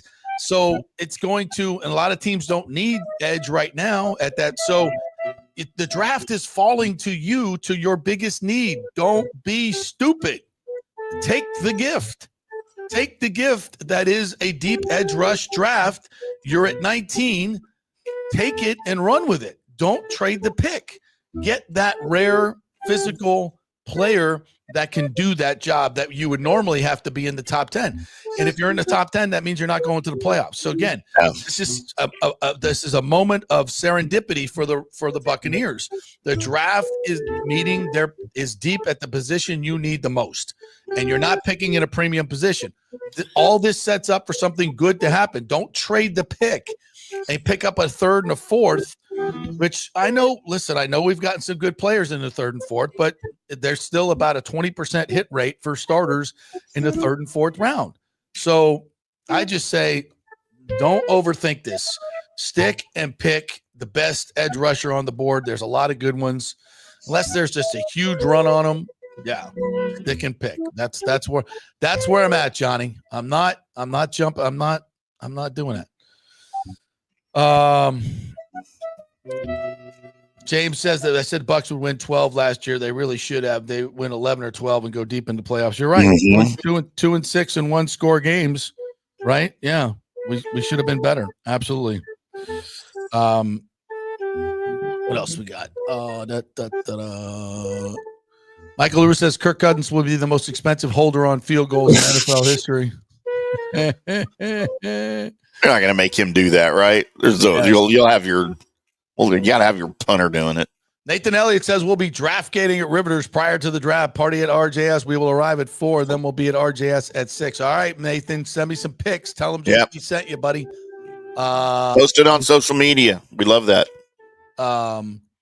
Nathan says breaking news: Falcons are going to win the NFC South due to quarterback Easton Stick. Yeah, they signed Easton Stick this morning. Hey, don't knock Easton Stick, dude. He is a 4-time FCS champion up there at that North Dakota State.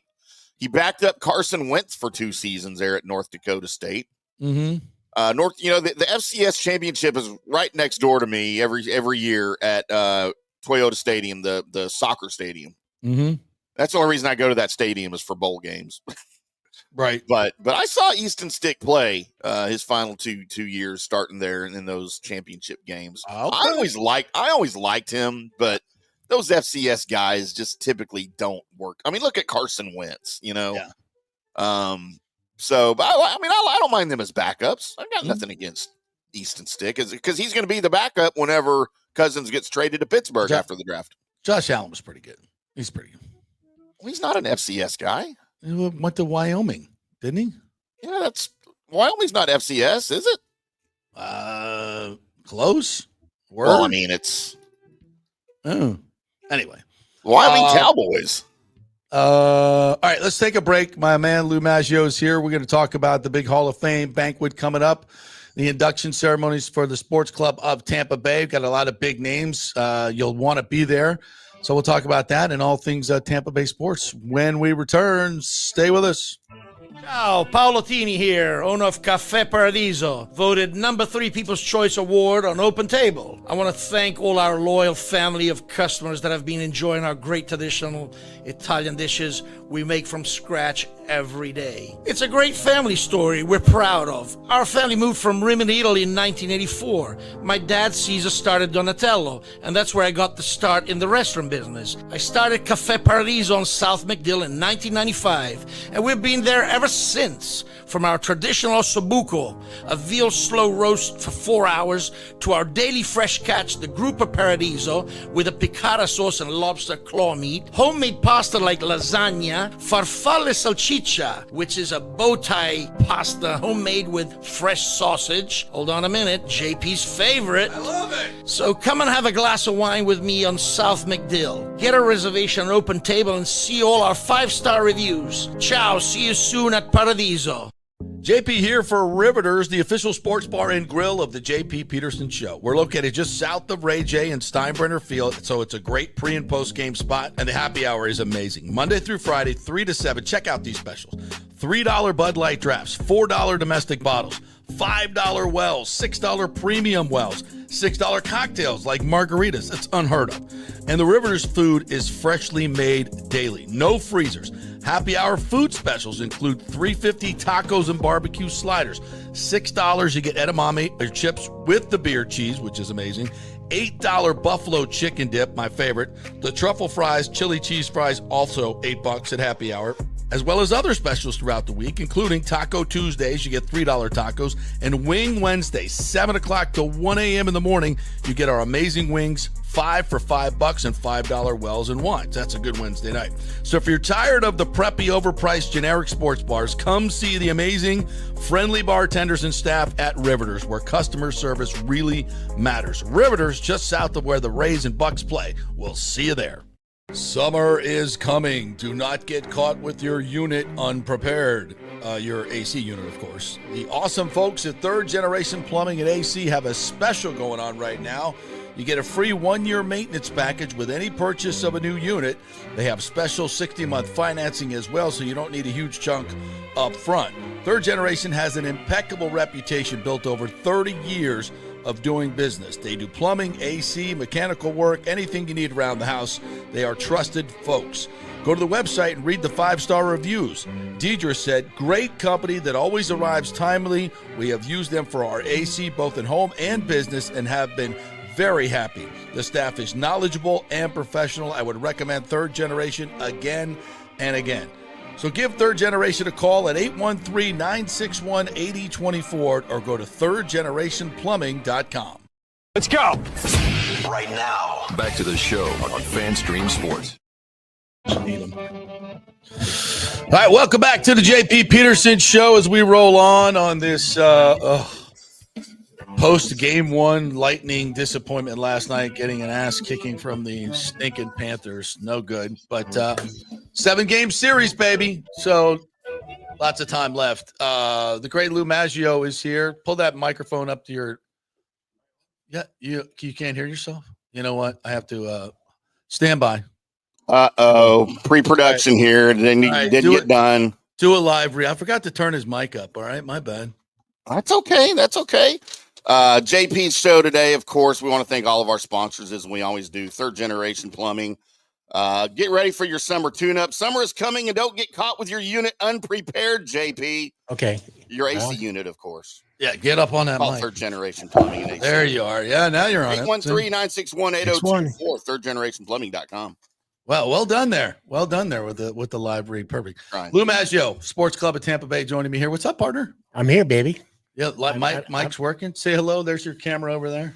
We get you on a profile view. There you are, looking good. I'm here to You gonna fire me as MC of the induction?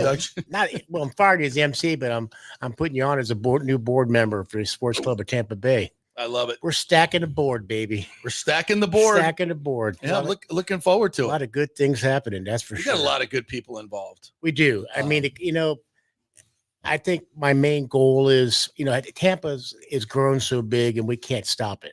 Yeah. But Unfortunately. but as far as this is a club that has so much history to it. 65 years old, the Levy brothers. My uncle was involved in it way back then. George and Leonard Levy are the George founders of our Levy. club. And, Hard to get more royal than that. And back when we didn't have any teams, this was a big deal. Yeah. I mean, to go to the sports club banquet, which is we're having on June 4th. Mm-hmm. I mean, just to see the guys, the celebrities, and we're bringing it back to that prominence where it should be. Yeah. I mean, we've got our membership is way up. It's only $100 a year to join. $100 a year. Did you hear that? For the it's networking with friends like my friend Lou Maggio here. It's Titus O'Neill we inducted last year. Steve Spurrier. Right. Bruce Arians. Bruce Arians. God, what a night that was. Well, Aaron Andrews. And this year, I know something. I'm all right. All you Lightning fans are going to throw sticks at me, but we're going to induct John Cooper. Yeah. But he won't be there if they keep going into playoffs. So selfishly, you're like, go Panthers. Come on, maybe not. But we'd have to go all the way to the Cup. Well, we know we got Dickie Vitale coming in this year. Dickie V. And just announced Evan Longoria is flying in from California. Wow. I think it's a pretty good looking class. It's a great class. And it's Rob Higgins. And two great high school coaches. A good friend Terry Rupp, Dominic Sayo. Yeah. I mean, we always like to pay tribute to the amateur sports. Yeah. And as far as professional, I had the very big privilege the other day of we're giving Tony Dungy the Lifetime Achievement Award. Who better? So, and I'll be honest, he won't be able to attend. He'll be in Oregon. Mm-hmm. So we taped his acceptance speech, and he's such a humble man. I mean, He's the best. almost as humble as you, JP. Well, Nah, yeah, who can be? Yeah. He's It's just hard. a great guy. He looks at me when we walked up together, and he kind of gave me a little look, and I said, "Yeah, coach, we met before. I did a book for Vance Johnson, the great receiver from the Broncos from years ago, and when he's recovering, a good Christian guy." And I said, we had breakfast at IHOP, and I right there on Bears Avenue. I think we're the only 3 people in the entire place. And I said, "Hey, thanks for the pancakes." But he gave him a little chuckle. But I miss IHOP. I miss the old A-frame IHOPs. I love IHOP. That's fantastic. And now that I'm International House of and now they Pancakes. got the 55 plus special. They do? Oh yeah, I did not know this. You bet you. The one on, there used to be the A-frame on Dale Mabry. Is that still there? I don't know. I think they got rid I'm of up that. north now, you know, Yeah. so I don't go. But as far as they got a couple on Dale, maybe one on Bears, and Hard to find a good breakfast these days. yeah. All right, so we got Tony's getting the Lifetime Achievement Award. Right. Evan Longoria's coming in to. Right. I mean, I think arguably the greatest Ray ever. Oh, he's great. Yeah. I mean, we were so glad he was coming in, and Dickie Vitale. Come on. I mean, Dickie V. I paid 4 times he's beaten cancer. Right. 4 times. I know. And I tell you one thing, guys, the sales on these tickets are going up. They're going so fast. So I'm not being a great salesman, because I am. Yes, you are. But it's basically we're going to be close to, we're almost close to selling out now. Yeah. Already? So I mean, as far I as put out tables- one post on my social media and it goes that fast. well, Wow. for what we pay Wow. you, for God's sakes, please. Yeah. All right. I'm worth every penny. All right, I'll buy you a drink tonight. I'm Anyway, worth every penny. Damn right I am. Yeah. no, but No, we're really happy. 2 things. We love it. JP is a host that night, and he does an amazing job. It's a great evening be at the Higgins Hall, June 4th. You can go to Sports Club at TampaBay.org, see all about it. It's a great evening. You know, if you're a Tampa guy, if you're not, if you're a young guy, and it's great networking for you. If you're a young business guy, Yes, we'd love to get absolutely. more younger guys involved. We had Yeah. a great golf tournament, you know, It was outstanding. right? Gary Koch was there. right. Titus O'Neill was there. Titus. I mean, and be honest with you, we've got some great local leaders involved now on the board. Butch Delgado. Yeah. Kelly Laster. Kelly Laster from News Channel 8. That's Channel right. 8, that's My right. Longtime colleague. Our buddy Joey Johnson. Joey Johnson. The Book of Knowledge. The book. Great read. I tell you, Joey Johnson, I've known Joey Johnson since I was coaching Little League in high school when he was a Cub reporter. Joey Johnston knows he was a reporter, sports guy with the Tampa Tribune for years. Yeah, we worked together there. He knows every date, everything about sports. Don't He's a ever, savant. if you want to lose some money, bet it on with Joey Johnston. But he's just an amazing guy, and we've got a bunch of new people coming in that are really going to help. We had a great board this year, and our president Brandy Winans does an amazing job. She does. And so she's forcing me to come in here because I really don't want. But we built it so well. I got to keep the engine rolling. That's right. So if people want to get involved, they go to sportscluboftambabay.org. That's it. That's right. That's where That's they get it. their tickets. Right. But better yet, we have our events every month at Palmacia. Right. So we have the beautiful Palmacia course, and it's not so beautiful right now. It's ripped up. But the beautiful you like areas, that, don't you? Yeah, well. Now he's got to butter up to me to go play at Carrollwood Country Club, don't you? Yeah, you're pretty cocky when you're playing over at Palmacia, weren't you, wise ass? Where's the invite? No. I got nothing. I'm looking at that I shirt. got No. nothing. You're gonna have to kiss up a little bit more. So you come to Palmacia. We have a great banquet dinner for you. It costs you $29. And then is it Scott Reynolds tomorrow? Pewter Report? Scott Reynolds tomorrow night, right? If you're going to do that, you need to call in soon about that one.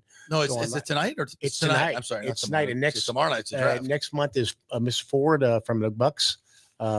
Brian Ford. Brian Ford's going to be speaking next month. Nice. From the board, and that'll be great because we'll see by then we'll know who they drafted. Yep. And they've got their 50th anniversary coming up. So we've got a lot of things planned next year. The club for the 50th anniversary. I can't talk about right now. We've got. If you get a chance to go on our site, look at the guys that have been inducted. Oh, I mean, who's who? We have like 18 Bucs that have been inducted over the years. We have every other sports legend from Louis Gonzalez and Tino Martinez and Al Lopez, Davey Maganan, comes to all our events too. Absolutely, yeah. So Saw Tino the other night. Yeah, I'm telling absolutely. yeah, it's like I said, it's about the history of Tampa. Yeah. And that's what I'm so passionate about this club. If you're a sports fan and you're a Tampa sports fan, you can get up close to the icons absolutely. At our events. You network with all these other sports fans that are just it's a great club to be in if you want to. If you're new to town, that's another thing. If you're new to town and you want to become part of Tampa Bay's inner circle, right? It's $100 to join the club, and you get to be part of all these events. And we have some fun things. Like we had the panel for the wrestlers. Yes, it was great. We had Joe Malenko, Steve Kern, Brian Blair, and who else do we have? Like, oh my gosh, that was good. Oh, Jerry Briscoe. Yeah. It was great. I mean, they get up there and these are all classic, Tampa, old wrestling legends, and so you get to come and meet these guys and ask questions. What? Anybody break a chair at Palmacia? What's that? Anybody break a chair over somebody's head? No, but they threw somebody through a window. But we've got that paid for anyway. We have a great insurance policy. Oh, we have to have that for some of us Latinos that go into Palmacia. We have to have the insurance policy. And but it's a great time. It's a great meal. So it's a good time, and it's like once a month. And like I said, for the money you can't beat it. Yeah. But it's a great net. Like I said, we have a lot of great things going on. Our golf tournament's great every year. We're going to get involved. We're going to have a pickleball tournament coming up, hopefully in the summer. We had to postpone the one we had coming on soon, but we've got it going over at Crew. I mean, it's an amazing facility. I mean, pickleball's gotten so big. Yes. I mean, and like I said, when they go, yeah, Tino plays here all the time. Tino Martinez, I hear, is an amazing pickleball player. Of course he is. As is Charlie Bradley. Oh, I can imagine. And then 6'8" Charlie Bradley. Well, and so I bought that. I got as far as buying the pickleball shoes. Anyway, but I'll just stick to the golf cleats anyway. Not a bad idea. All right, so sportscluboftampabay.org. All right. Get your tickets now. June 4th, Tony Dungy, John Cooper, Dickie Vitale, Dominic, Dave Mishkin is going in. That's right. It's going to be a big night for the Lightning. So the Lightning table will be full for sure. We hope so. So if you're a Lightning fan, what's the guy's name that you played third base? Longoria. That's his name. Evan Longoria. Longo. We're excited to have Longo coming in. Yeah, he's an icon. I mean, we talk about the all-time Rays. I think he has to be at the very, very tippy top. He no doubt. You know something, and he has something that is very on brand for the Rays. He got traded. It's funny. If you get a chance to go to this, it's not really expensive to go. It's a great meal. Steve over at the Family Catering does. Oh, they do a great job. And so he's a great guy. And so last year, I mean, Titus O'Neill's speech last year, acceptance speech, incredible. And Bruce Arians. I mean, I'm still like, I got chills right now just thinking what an amazing time. And what a great speech. Yeah. I mean, I was looking up at you on stage and you're like, wow. Yeah. And we don't, we're in this business that we're all in. We don't get many wow moments. And there were some wow moments that night. Don't you really agree? I would say every year I've done this, I'm, and I go back to Ricky Gallen, who, it's not the rest huge, in peace, Ricky. maybe rest in peace. What a great man. And worked with the Boys and Girls Club for so many years. Not maybe the biggest name that you would know, but his speech is one of the most impactful ones I've ever heard about family and how important it is. And sometimes then I escape the names. There was another one. It was, I think it was, was she a volleyball coach? I think one of the at USF. I'm sorry for forgetting the actual, but just sometimes the big names bring people in. What is that? But the Dominic Syows of the world, the high school coaches, and the guys in the trenches. I mean, the trend. That's you think of all the careers they've launched. I mean, I was a high school coach, baseball coach for 20 years. I'm more proud of the guys I sent to college. I mean, I've been very blessed to have a few guys make it in the pros and the majors, but and to have this 50-some-odd-year-old guy call you coach still. Yeah, right. I'm going to have their kids look at them going, what the hell is he talking about? I said, well, but it's funny. Like it's a good, I mean, in 2018, I coached Jefferson. We won the state. And I had 4 kids on my team that I coached their dads in the 80s. Oh my God. And their dads still call me. their dad's still calling. Their dad's calling me coach, and the kids said, "Why's my dad calling you coach?" I said, "Because I was his coach." Well, you look younger. I said, "Well, he's got you 12 months a year. Only got you 6." But it's a great time. The speeches are amazing, and we'd love to get food you is involved. good. Food's Happy great. hour's great. You get to rub elbows. And we you are get a the real VIP charitable package. organization. We gave the Boys and Girls Club $20,000 at that event last year. Everything we do, all the money we raise goes to charity, and we're looking to spread that charity bandwagon to other places in Tampa. Yeah. We're looking right now, and we give scholarships away every year. It's a feel good kind of a thing. And that's what, not like you and I have much time to do much, right? But it's worth my time. Trust me. Like when you used to go to the mansion out, Hugh Hefner's mansion out there, the Playboy mansion. Yeah, come on now. Right. When you used to hang out with all those important, beautiful people out there. You and Hef just palling around like you used to do. Well, yeah. And you were there too. No. Anyway. I never got the invite. We saw you at the gate. Anyway, that was the guy trying to stop banging on the gate, for God's sakes. Give the kid a sandwich. Lou said I could come in. Lou who? Who? What? All right. sportscluboftampabay.org is where you go to get your tickets, and join us for a magical evening. It's going to be Wednesday, June 4th at Higgins Hall. Super fun. Yeah, JP, thanks. And we'll see you. Tonight. You get inducted next month. No, as far as to the board. To the board. To the board. Yeah. When do I get in the Hall of Fame? No, I ain't gonna make that You're one doing a either. show like this. How could I not get into the Hall of Fame? I ain't got that kind of street treads. But anyway. All right. Thanks, guys. I'll take the board. That's good enough for me. Cool. All right, we'll take a quick break. We'll come back on the other side and wrap things up here, get you ready for game 2, the Rays, and, of course, the Buccaneers draft.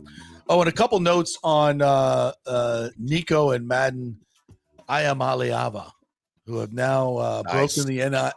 Thank you very much. Broken the NIL rules of engagement. We'll talk about that when we come back. Stay with us. Hey, are you tired and broke from going to those overpriced sports bars with $18 martinis and $20 burgers? Well, head over to Riveters, now the official sports bar and grill of the J.P. Peterson Show. I love the atmosphere. It's uniquely nostalgic American, recalling the days of Rosie the Riveter. The staff is incredibly friendly and welcoming in a laid-back, casual indoor-outdoor setting. And check out the reviews, and you'll hear this.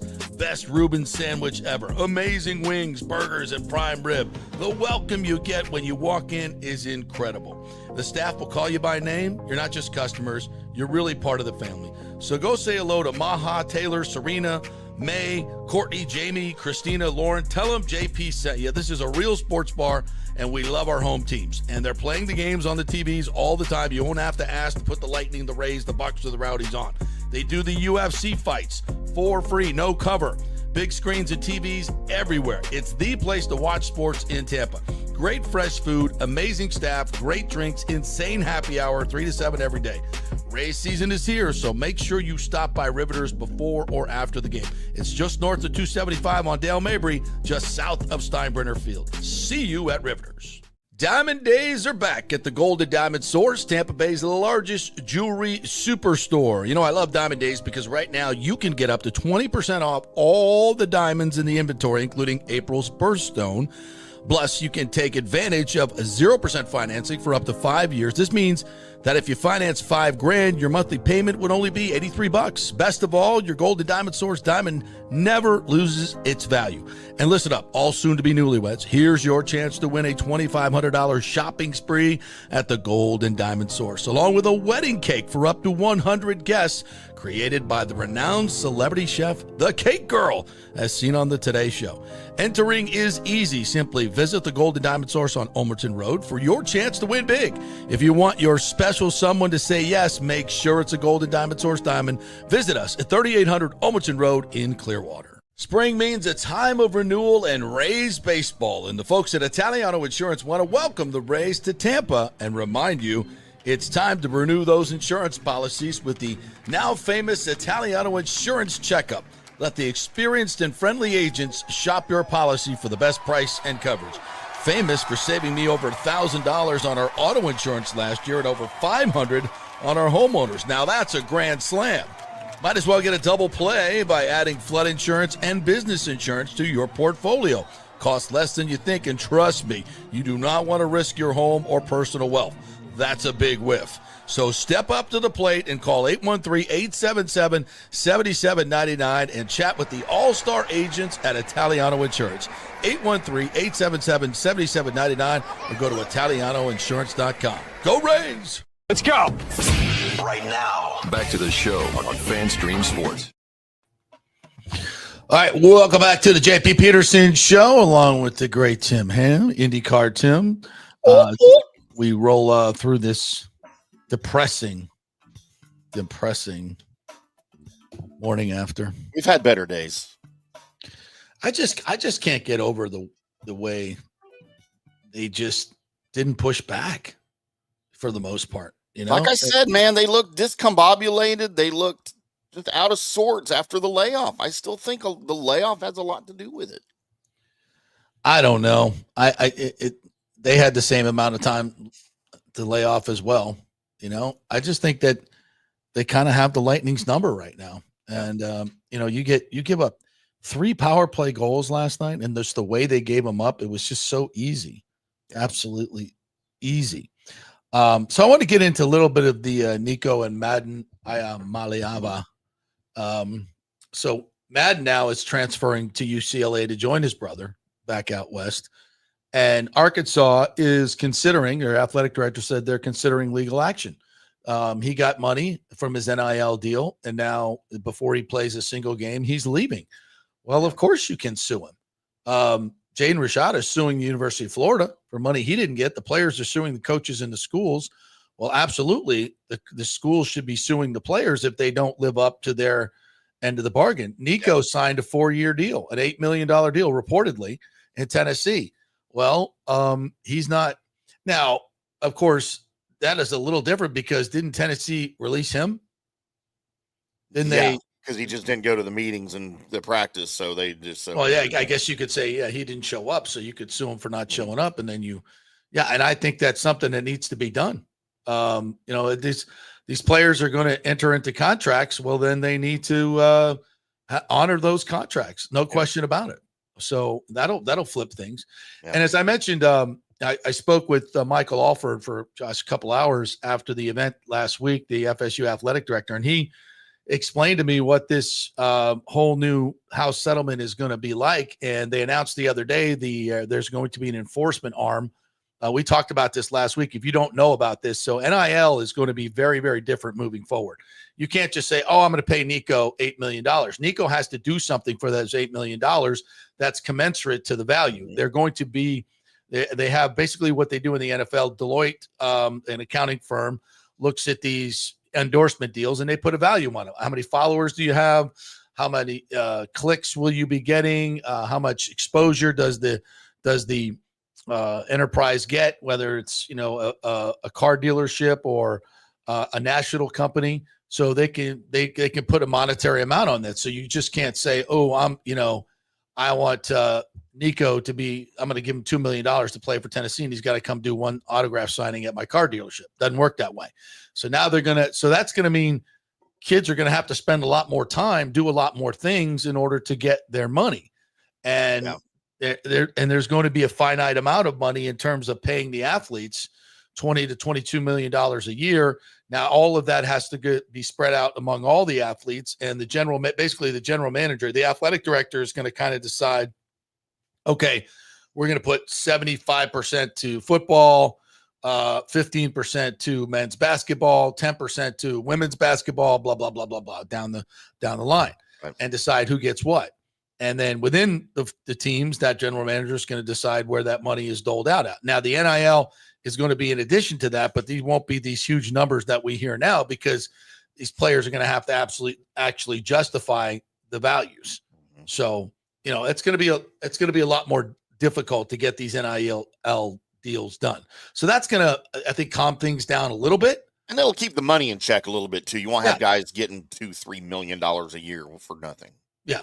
So I think that's good. I think that's good for the game. Now we have to kind of attack the portability, which the courts have said, listen, you can transfer anytime you want. Coaches do it. You can too. So they know that they can't restrict the player's portability unless the players agree to it in some type of collectively bargained agreement like they do in the NFL and the NBA and all these other leagues. That's why you can't just leave one team and go to the next, because you sign an agreement, contract, you have to abide by it and abide by the rules of the league. So that's something that I think athletic directors aspire to. I'm just not sure how they're going to get that done collectively. So, but we'll see. I think there's a way to do it. And I would say, you get a first transfer for free, no restrictions. The second one, if it's football, you got to sit out 4 or 5 games, make it an impact. Whereas the coaches and the administration is like, this guy's only going to be able to play half a season or a quarter of a season. Do we really want to, and probably limit the number of transfers you can take as well to each team? I think that would be good for the game. So second transfer, you got to sit out. And if there's a third transfer, it goes to a hardship committee and has to be, you have to have some real personal hardship to show. And it's say, I've got a sick mother. I want to be closer to her, blah, blah, blah. Okay. That's something we can look at. This coach hates my guts. Probably not, but maybe if you can prove it, then, go in front of the hardship board and prove it. So I think there's going to be, this house settlement is going to definitely calm things down. But I think what we need more than ever are great examples like Nico. And so kids look at it and say, if I keep transferring, or if I leave a place that's this good because I'm trying to get more money, it's not going to work out for me in the long run. Unfortunately, as I predicted, there's going to be programs that step up and pay him, as UCLA did.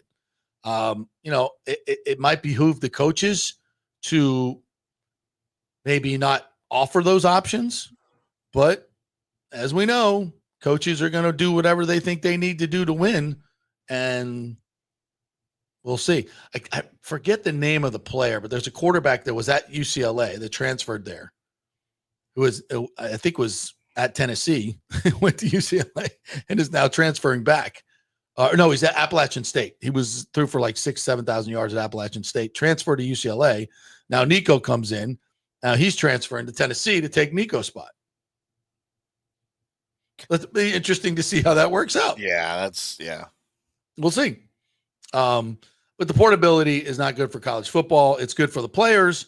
It's not good for the overall quality of the game, because continuity helps. Right. And I think it also erodes the fan base. I think the fans are already getting tired of this and the money grubbing players, and at least that's apparently what it looks like. So we'll see where it goes from there. Weird. It's just weird stuff, man. It's going to continue to evolve. And it's not going to stay the same for very long. I don't think it's already moving in the right direction. And it's going to take a lot more refinement till a lot of people don't consider it a negative part of the sport to this point, More right rudder spreading the good news. Said at the gym here in Dallas, saw this gentleman with a Bucs hat on, Florida State alum, gave him the YouTube to start tuning in. Nice. All right, man, send that man a hat. Need to get him a hat. Could the Bucs trade Jamal Dean on draft weekend? I think very, very likely. I would say very likely. I'd say possible. They've tried to trade him already. Yeah. They don't have any takers. So More right rudder. Find me on X and send me a direct message, and I'll get your address. I'll send you over a hat. There you go. Love that. Or Nathan Facebook, says, wherever you can find me. JP, looking for a great breakfast. Come on down to Bradenton. We go to Mulligan's on a Saturday morning. Well, if I'm in Bradenton, I'll go to Mulligan's, but I ain't driving to Bradenton for breakfast. Kind of far, right? No. It's not just a morning drive to breakfast. No, it's a little difficult. All right. Rays lost last night 5-1. As we mentioned, Chandler Simpson had a couple of hits and a stolen base. Pavin Smith, home run for the D-backs as they win 5-1. They'll once again, the Rays 1-6 with runners in scoring position. It's not good, JP. I feel like it should be better. Yeah. 8-14 now. Is that correct? 8-14. Yeah, this is going to be a tough season. I hate it because I love where they're playing, but the freaking owner won't invest in hitters. 9-14 is what the Rays are. 9-14. Okay, 9-14. Last place in the East. Yep, that's great. That's great. All right, thank you, Timmy. Appreciate you. The great Dave Randorf, Bolts play-by-play man who joined us earlier. Thank you so much for joining us here. Thank you guys for all your comments as well. Thanks to all of our sponsors, Riveters, Italiano, Golden Diamond Source, Onsite Construction, FL.com. Go to their website. If you're looking to build a house or restore your home, third generation plumbing at Cafe Paradiso, Bay Area Modern Medical Center, of course, the Jeeves Law Group. So until tomorrow, so long from the Jeeves Law Group studio. We'll see you tomorrow.